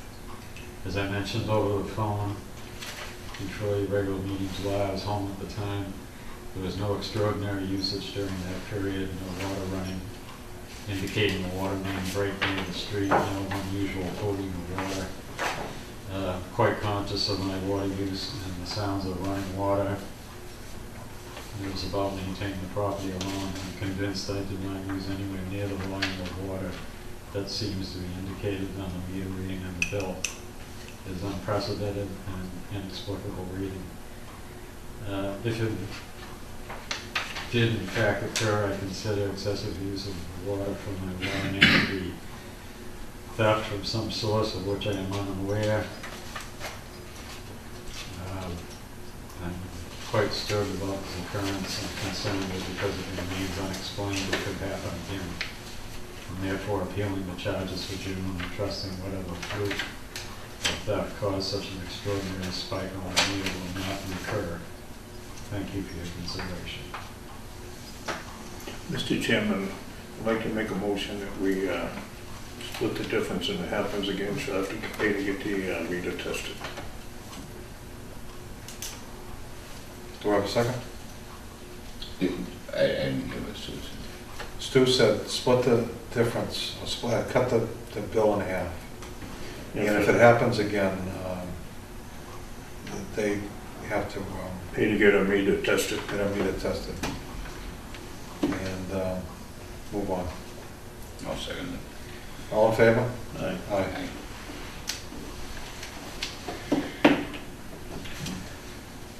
Mr. On Deck.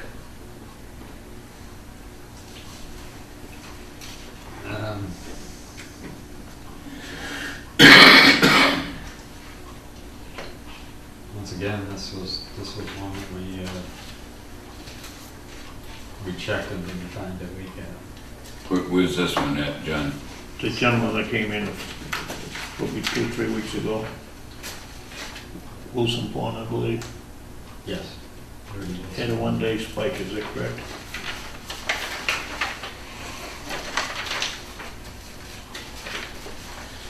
That's the daily information. One-day spike. Okay, so what was the explanation? Okay. He was on vacation at the time, if I remember correctly, when he came in. In New Hampshire, and he wasn't using the water. They went on home, and it went like that.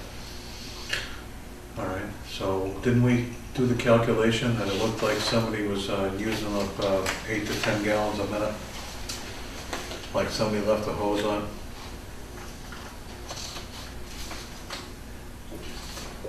We don't know that. I'd like to make the motion. We do the same for this gentleman as we did for the previous one. Split the difference. Let me just see that for a second. Certainly. And the same goes for that gentleman. If it happens again, he has to pay to get his meter tested.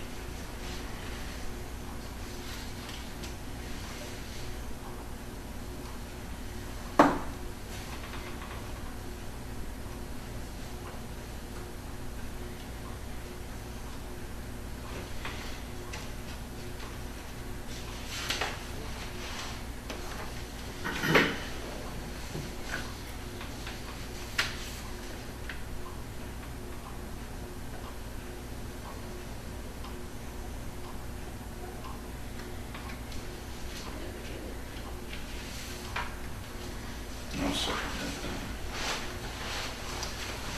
All in favor? that. Aye. Nay. So passes 2-4, 1 against.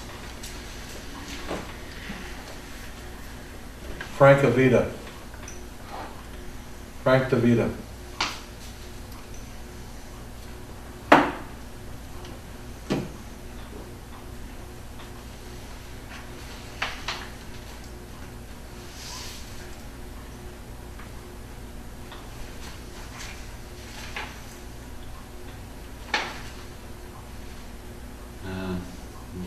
this one. We sent them out there to check it. The meter at the time was showing a 0.08 gallon per minute leak.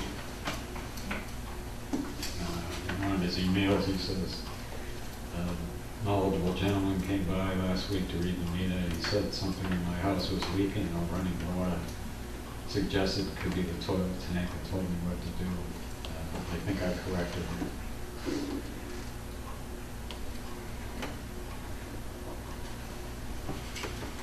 Okay, so this, Can I send it? It seemed like a fairly small leak to me. so this, is there a new reading? We're reading tomorrow, actually. Okay.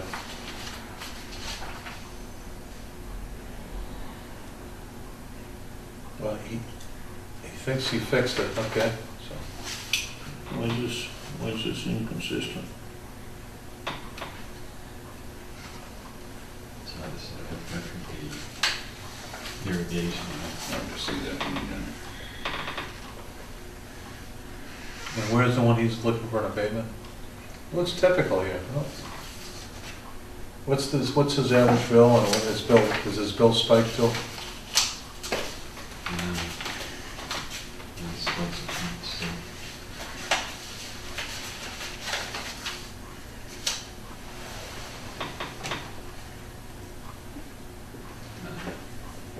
There's the water usage.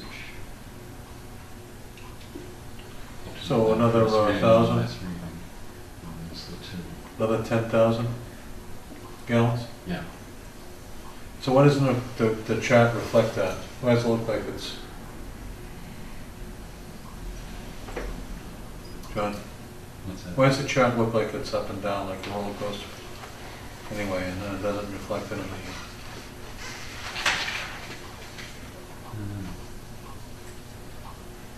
Generally, you know, irrigation systems are set for different times. does he have an irrigation system? I think he said something. Yeah. What didn't you see there was other bills in the same magnitude, Stu? We'll see that. Is he suffering from the rate increase mostly?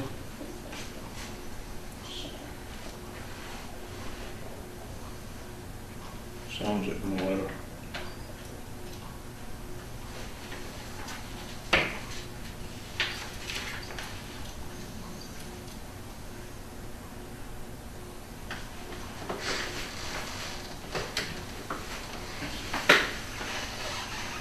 Let's take a look at it. Roy wants to take a look at it.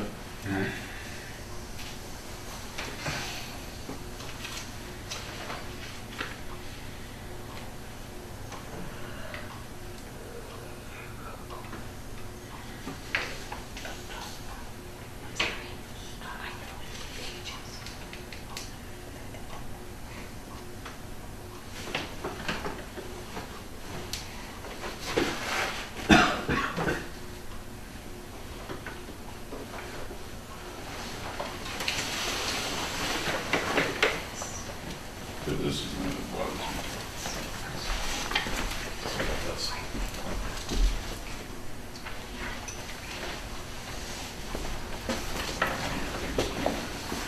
I'm gonna go for somebody Well, else. water usage, 24.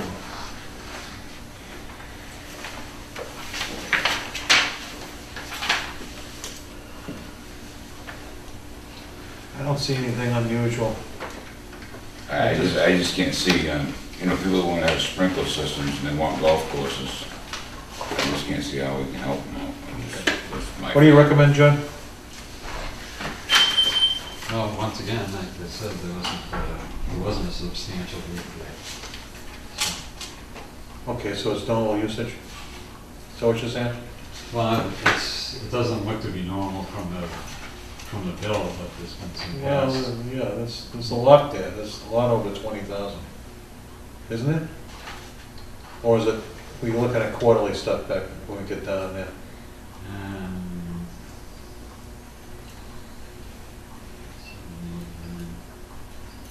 So you've got to, you know, when we started monthly billing, I think it was last year. No, it's just the way you wrote the letter, it's, you know.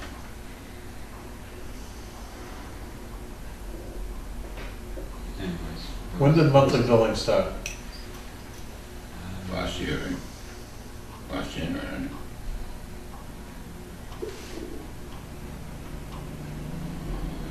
Yeah, it looks like March and April. 2012. Okay, so is there any things that are over 20,000 since then? Since they started monthly billing? There's a couple that I've circled here, yes. Okay, so it's a rate thing that's going on here, so. Do I have a motion for this? Do I have a motion?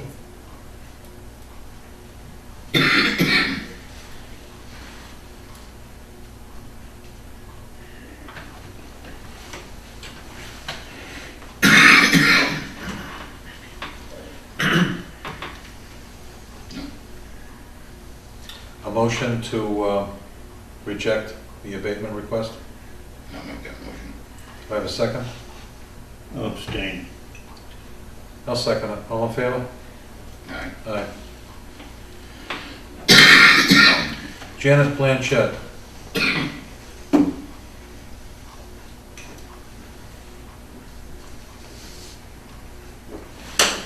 This one we got in here, right? This is the one that's written. Yeah, that was a lot of, put the same thing.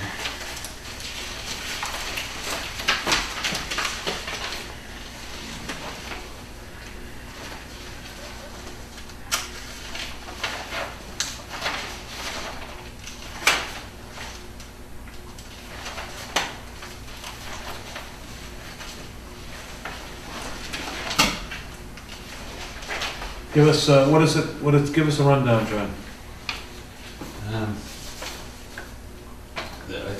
It looks like at the end of the letter, yes, she says there was a pipe leaking under the house. So she found a leaking pipe under the house? And she had to fix the same exact day. So she found it. I make a motion that we have her just went out. She tried anyway, the very next day, the very same day she had. Yeah. Had someone come in and take care of it. What's this, do we have a second? Second. All in favor? Aye. Aye. Okay, so you can handle those tomorrow, John, right? Fall schedule. You want to update us on that?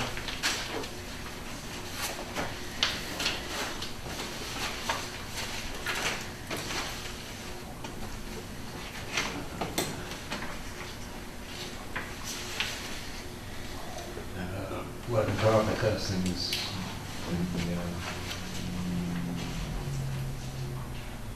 sent it to the lab. We've inspected the Dexter Drive road. And there's a couple of small repairs that need to be done there.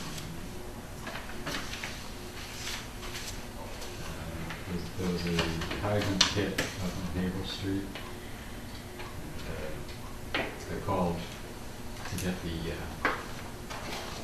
see if they get the insurance company to pick it up. And, car was unregistered, so. Excuse me? The car was unregistered, so hit the hydrant.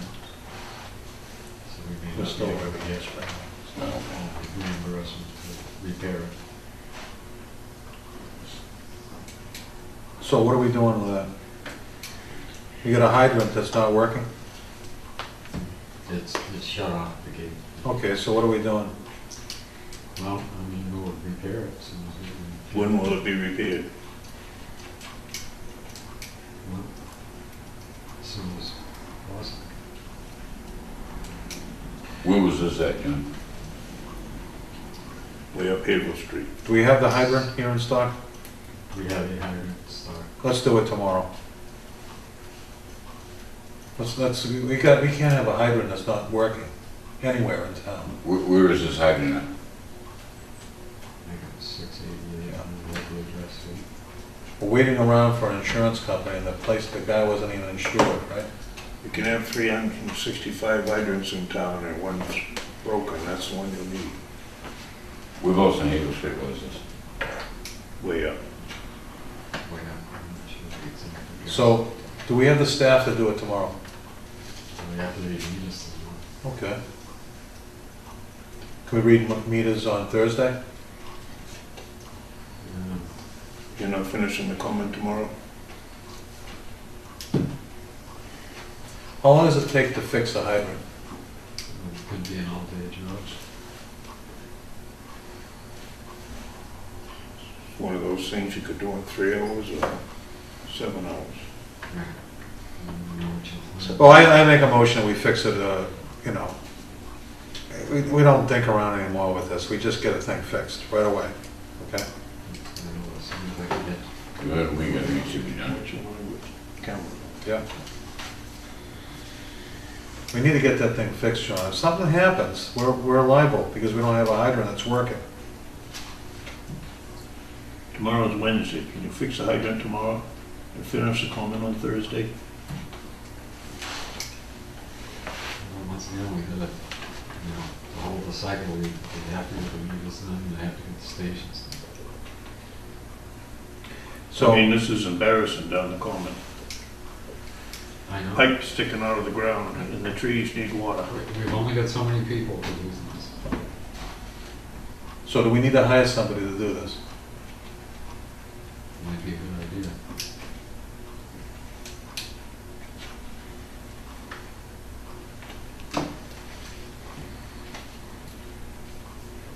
All right, well, we need to get it fixed.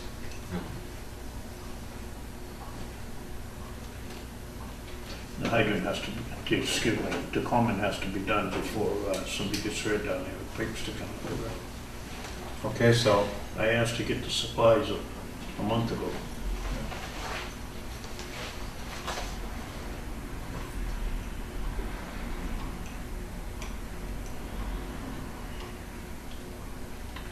what I would do is, I'd like a motion to get this thing fixed by a contractor. Could we have a motion like that? I'll make that motion. Do I have a second? I think the water department should fix it.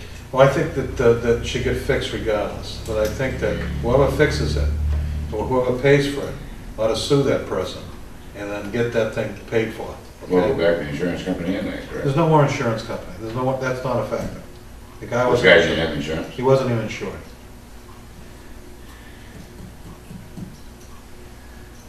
How's that work? You take them to court?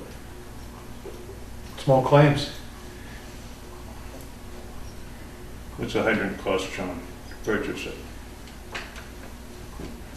I think we're up around $1,100-$1,200 a month. When did this happen, John?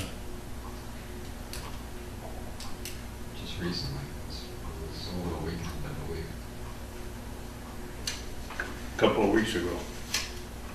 Not that one, that was the other one, Has somebody got another one? the one down on that. No, not the one down 1A. That one got hit a couple of weeks ago, I believe. We're understaffed, look, we're understaffed, we need to get this thing done, so just get this done by a subcontractor. We've got a list of people that can do it, just get them in here, fix the thing, get a bill.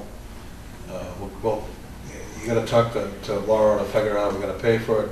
Also, somebody should just proceed on the small claims for this guy that's running around uninsured and just get the claim in. He's got a car, he's got some money, so. And that's the way we have to handle it. We can't be, unless we got insurance. We have insurance to cover that, uninsured drivers going through town hitting hydrants, John? Well, I don't know. Okay, so I don't know either. No, I'm just saying, it's that we end up with a house fire or something like that, and the hydrant ain't working, we're gonna be in a worse mess. Exactly, so let's get the thing done. Do I have a second? I'll second that. All in favor? I think.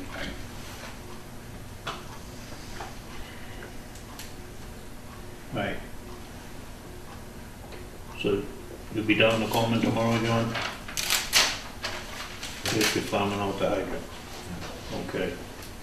Okay. Get that thing, get the call in tomorrow morning, John, first thing, if you could, please. And, all right, so anything else, what's going on? Can we can do a condensed version here? Everybody's getting kind of tired.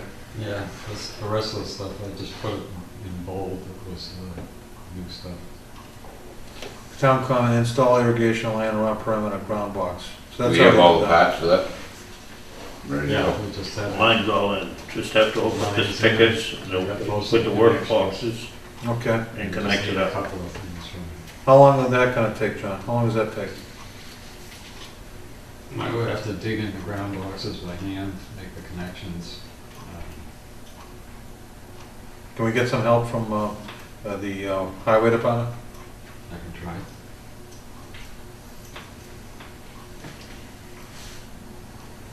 It's only about an hour a piece for the box, and there's 5 of them, so they have 5 hours. And then they connect it up to the, over by the gazebo, so say a day. When Jerry's digging this out, can he just make sure the grass is cut over there Oh boy. at this time? This 16, 17, 18, aren't we normally doing that all the time? Or we just up in the dash on the wild up there? John, did you ride around and check your hydrants? I checked some of them, yes. Okay. Some of them are, You see The what plural. I'm saying there? I think we have the regular inspection, they do those open things. right where you go to your water tank, at the foot of the old ski over there, that one's half covered. He goes up and looks at it.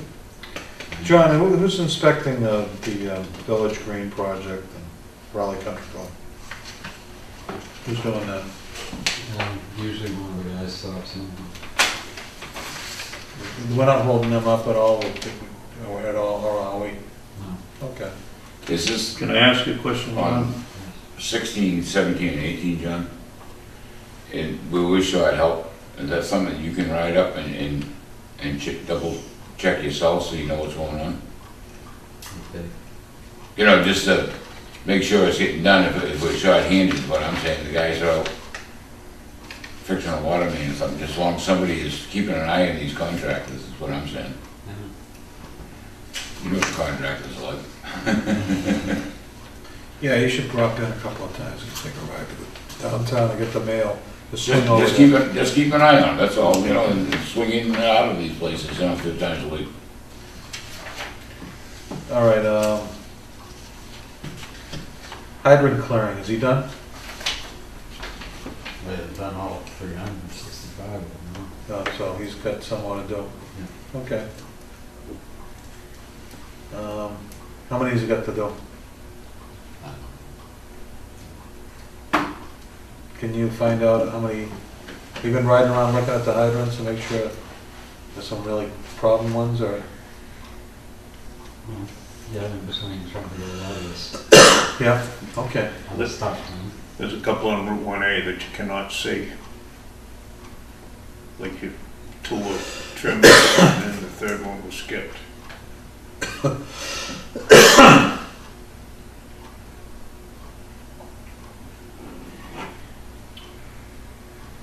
All right, we only have him for the rest of the week, so. Friday is his last day. On number 10, too. Yeah. Did you, And used to talk to all about putting something in so we can get away with it. We can't do that on this meeting, Boy, because the budget's already set from the May meeting. yeah, we have money left over. I don't think Quite a that. bit left over. We already had the numbers a couple weeks ago. John, did you tell the gentleman Friday was his last day? We got over $20,000. Did you tell him he We cannot didn't go have down? his job, we didn't have a primary and a secondary. Yeah. I just think we should have an article and see if we can get a labor. Can you draft up an article and make sure that, Well, I could try, I mean, I just don't know the fancy, well, draft it up and then give it to Laura, John, and John will give it to Laura.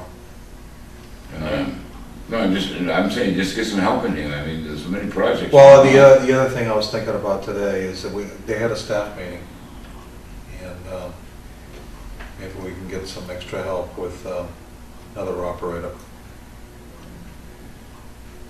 I'm not sure that's gonna go.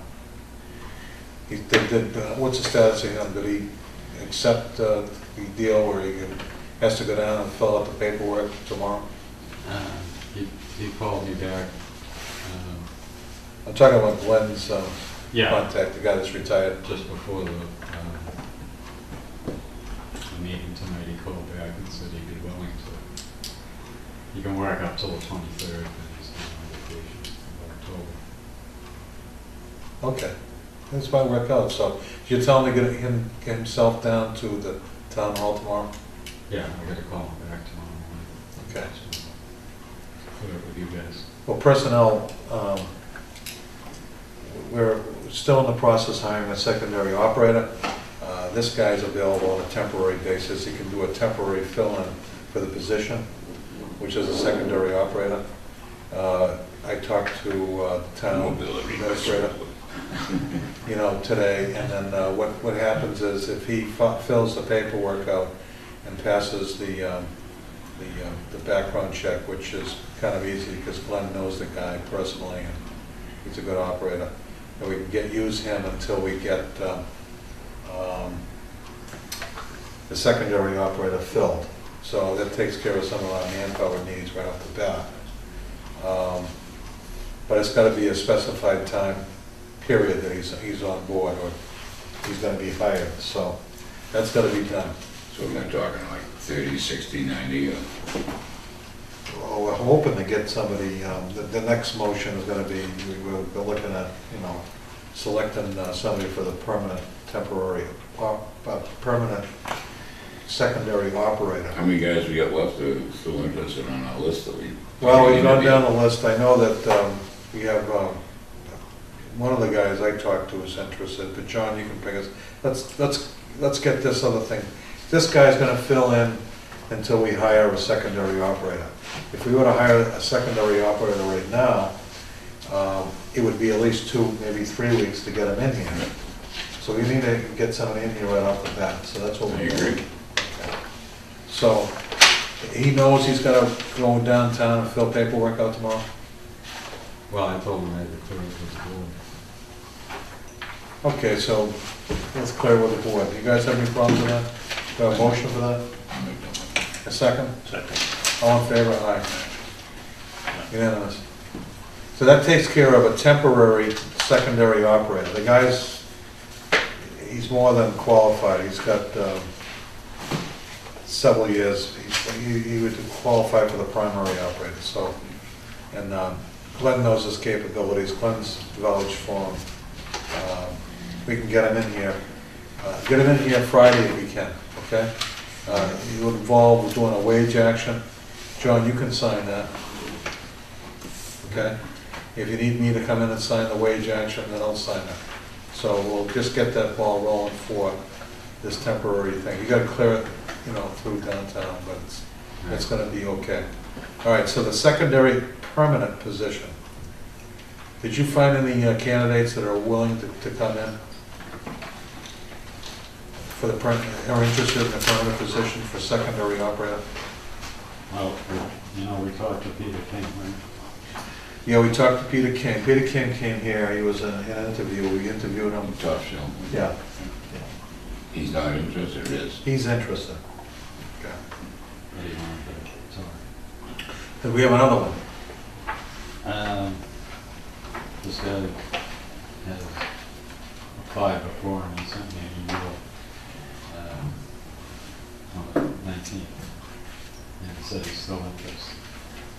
Which guy was that, John? That's it. David Flip. Okay, so do I have a motion?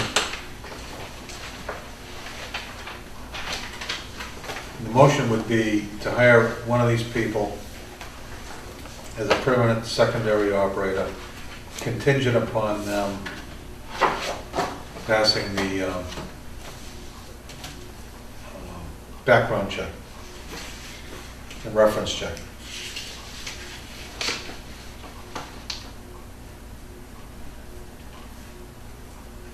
What do you want, a motion?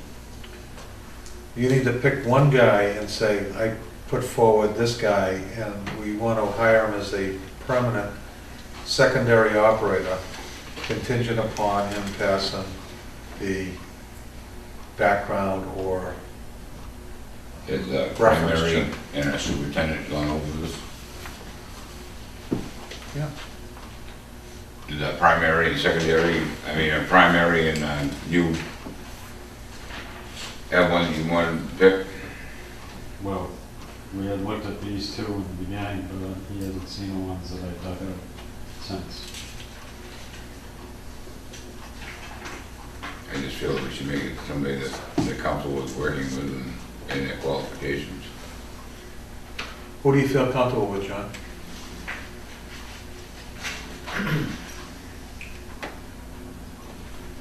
Well, both of these guys seem good on paper. Okay, so they're both good, There's- so, There's two more on here that I don't have the we don't have time, John. applications for. When we talked about this today, we talked about getting two people forward here. We need to make a decision on getting somebody on board. So every time we run into a roadblock, it's just another 2 weeks of delay, so. Do we have in mind who we want to put forward here? These two were put on the back burner when we read their resumes. I would like to dig out my paperwork at home and review it. Because it's been so long. What was the name of them, just so I can look at it. Peter King and who's the other person, John? David Foot. Okay. Was it David? Well, I want to put a motion forward. We bring in Peter King. Do I have a second? Contingent upon him passing the reference check. He's the gentleman from Topsfield. The only, I have no problem with that, I'm just asking if Glenn is looking over, he's gonna work with him every day, you know? Yeah. And if he's happy with him. But we're not bringing Glenn in here tonight, so. No, I'm just, does anybody talk to Glenn Yeah, on this fellow here? yeah. Glenn's been informed of all these people. We had, The other gentleman's, Salenzo decided he didn't want to come. So, the other gentleman's coming in for 2 or 3 weeks, yes, so it wouldn't hurt if I review these resumes, one of the two. okay. Because the other gentleman, when can he start? Monday? Who, Peter King? No, the part-time gentleman. We don't know. He could go downtown and there might be a glitch, Stewie, so, you know. I just like to, I have no problem against either one of these fellows, it's just, I'd like to make sure that, our primary is comfortable with them and, you know what I'm saying? Okay, so why don't we do this? The Let's do it this primary's way. not doing hiring.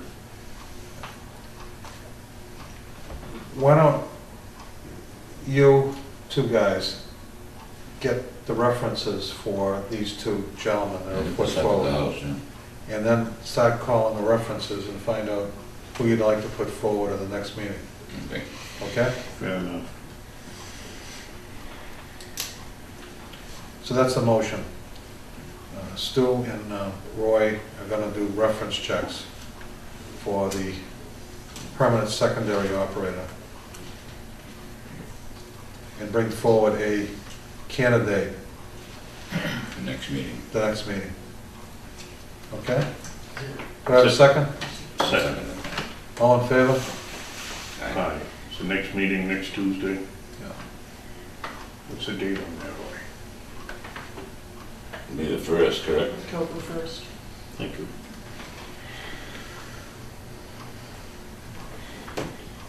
Another month almost. Okay, so discuss common payroll, you already did that. Update the research on privatization of the water department. We kind of had a real taste of that tonight. Secondary operator status. So we're talking, that's the homework assignment, to check the references for, and then bring forward a candidate. Okay, so John, you need to call up these guys and get references, and so you can give it to Stu and Roy, so they can call. tomorrow? I should have it on the paper I have at the house. The references usually aren't there, so they gotta call and get their references. All right, Mr. and Mrs. Petrillo, how'd you make out on your investigation, John? No?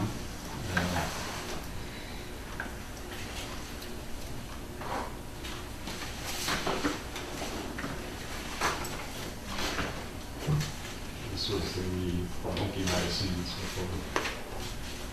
This is the only paperwork I have on it. It's this email.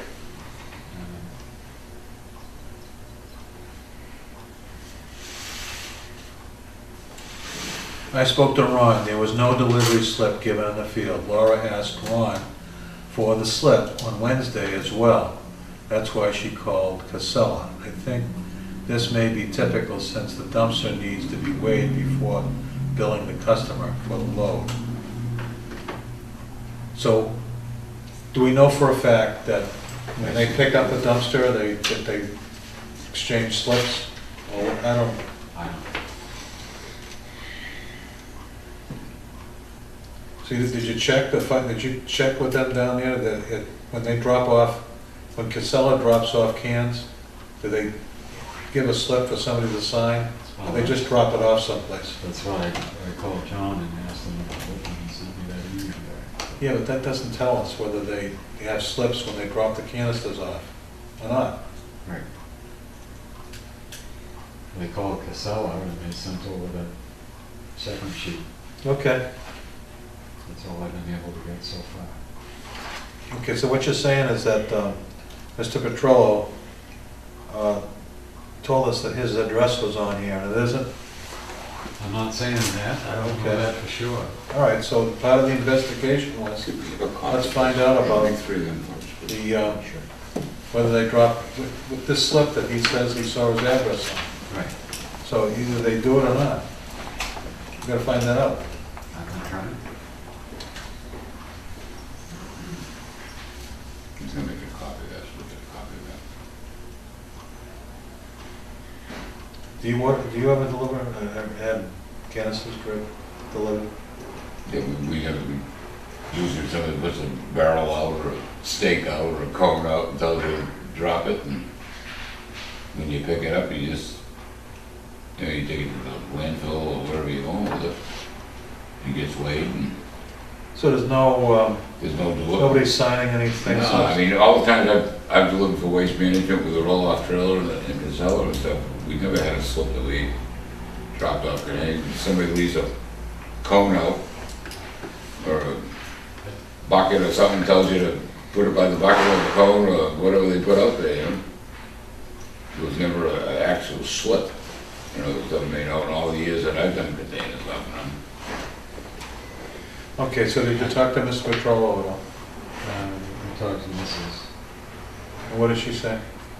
Well, I just asked them if, you know, if there'd been any other problems Okay. out there, and she said they hadn't.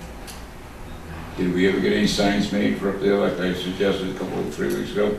I did have them, I called John the other day and had them modified of the existing sign. I mean, 2 or 3 meetings ago, I made a motion that we put a sign up, no deliveries here for the water department. Was there anything like that done? Actually, I think the selectmen sent me a letter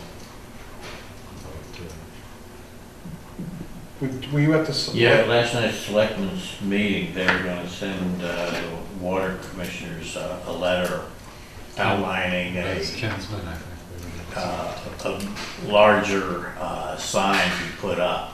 I mean, And 2 or 3 meetings ago, I mean, we brought that up here to get a sign up there. I mean, I think it should be up to Kingsman to do that myself, but something up there for the residents and saying no deliveries at this site for the water department. Right, our deliveries for the water department, you know, is Yeah, I mean, you 2,000 might, feet Well, it's- down this road or down that road goes into their barn too. So I mean, I think we should have some kind of a small sign at the edge of their driveway and something down there where you go into where the horse barn is, off from Pingree Farm, that says no deliveries at this site for the water department. Keep going. Exactly. Keep going with an arrow. Right. Well, I went down there, I think it was last week. I mean, there's 2 openings there, what I'm saying, it, you know, There's 4 or Right. 5 signs there, so the guys that driving a truck, he's coming off that road. He's not gonna read all the 5 or 6 signs there. no, if we have something in people's driveway, the way I'm saying, and something where it goes into their mind, no deliveries here for the water department, and That's a good suggestion, no deliveries for the water department at this house. exactly. Well, it's actually for the contract. They're delivering to Kingsman Corporation. You get the 4th one, Well, that's John's. so we'll never really find out whether there was a slip that said, because the controller said that they had a slip there that said their address was on it. That's why they were dropping it off there. So it was, I just haven't, So we haven't found that slip, so I guess we exhausted our investigation, that we can't find the slip that's had the controller's address on it. We all done with that investigation? I'll keep trying. Okay, well, It says right on here, 64 Pingree Farm Road. absolutely. So, and the Trellos said that they saw a drop-off slip with their address on it, so that's why he's doing an investigation, Right, okay. so. We got this slip here that doesn't Doesn't say anything about their address. Okay, so, that handles that thing. Now, we need to get some kind of a policy down on abatements, John, so the next meeting, can you have that policy? I think I asked last meeting. So when these abatements come in, we'll have a little bit more guidance from the staff.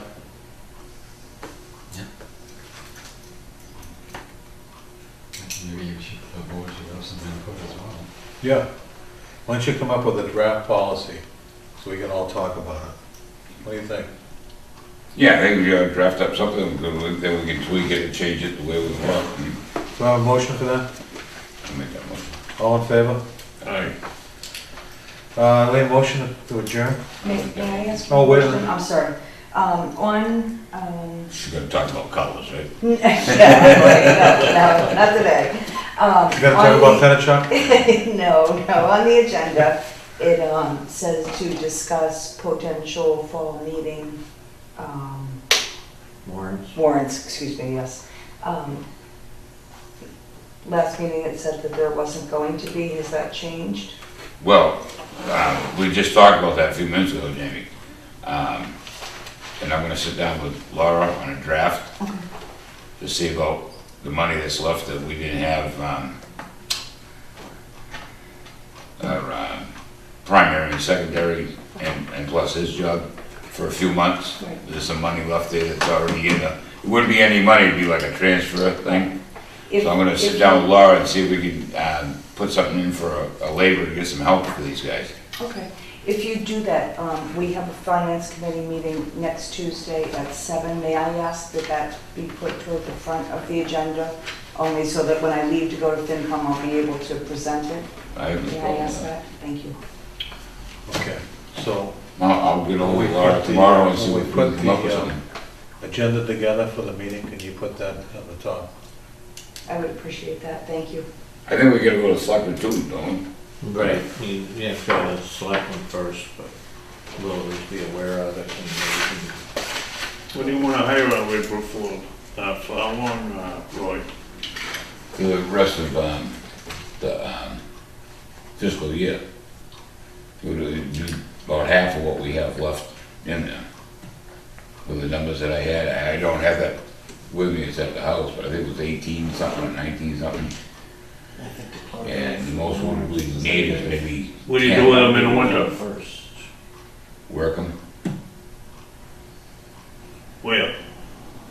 whatever project we You're not have. cutting grass? No, not a seasonal, It's a warrant and transfer. a labor, Right. Yeah. something that can be used wherever we need them. which is, we always had a seasonal worker, is where we did it, and then all of a sudden they changed it downtown on us. If we need them in the trench, we need them plowing, we need them sweeping the floor, we need them painting hydrants, shoveling hydrants, whatever we need them for. Got a water break, you know, I mean, instead of hiring somebody for $80 an hour, let's have a $14 an hour man doing the job. Can I say one more thing? I'm really sorry. Just as a reminder that all of that is due by the 30th, September 30th, which is next Monday. Okay. So that's not gonna fit. Well, I'll talk to Laura tomorrow. You're talking about $80 an hour, you don't pay that for labor. Call Weston and Sampson. Call any of these water For a companies. laborer? Okay.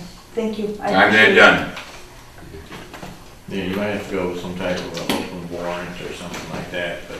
I'm not sure of the legal part of it, but I'll have Laura draft Talk it up over something with and go Laura from and there. Okay, I appreciate it. Thank you. All right, thanks. All right, do I have a motion to adjourn? I'll make that motion. All in favor? Second. All in favor? Aye. Aye.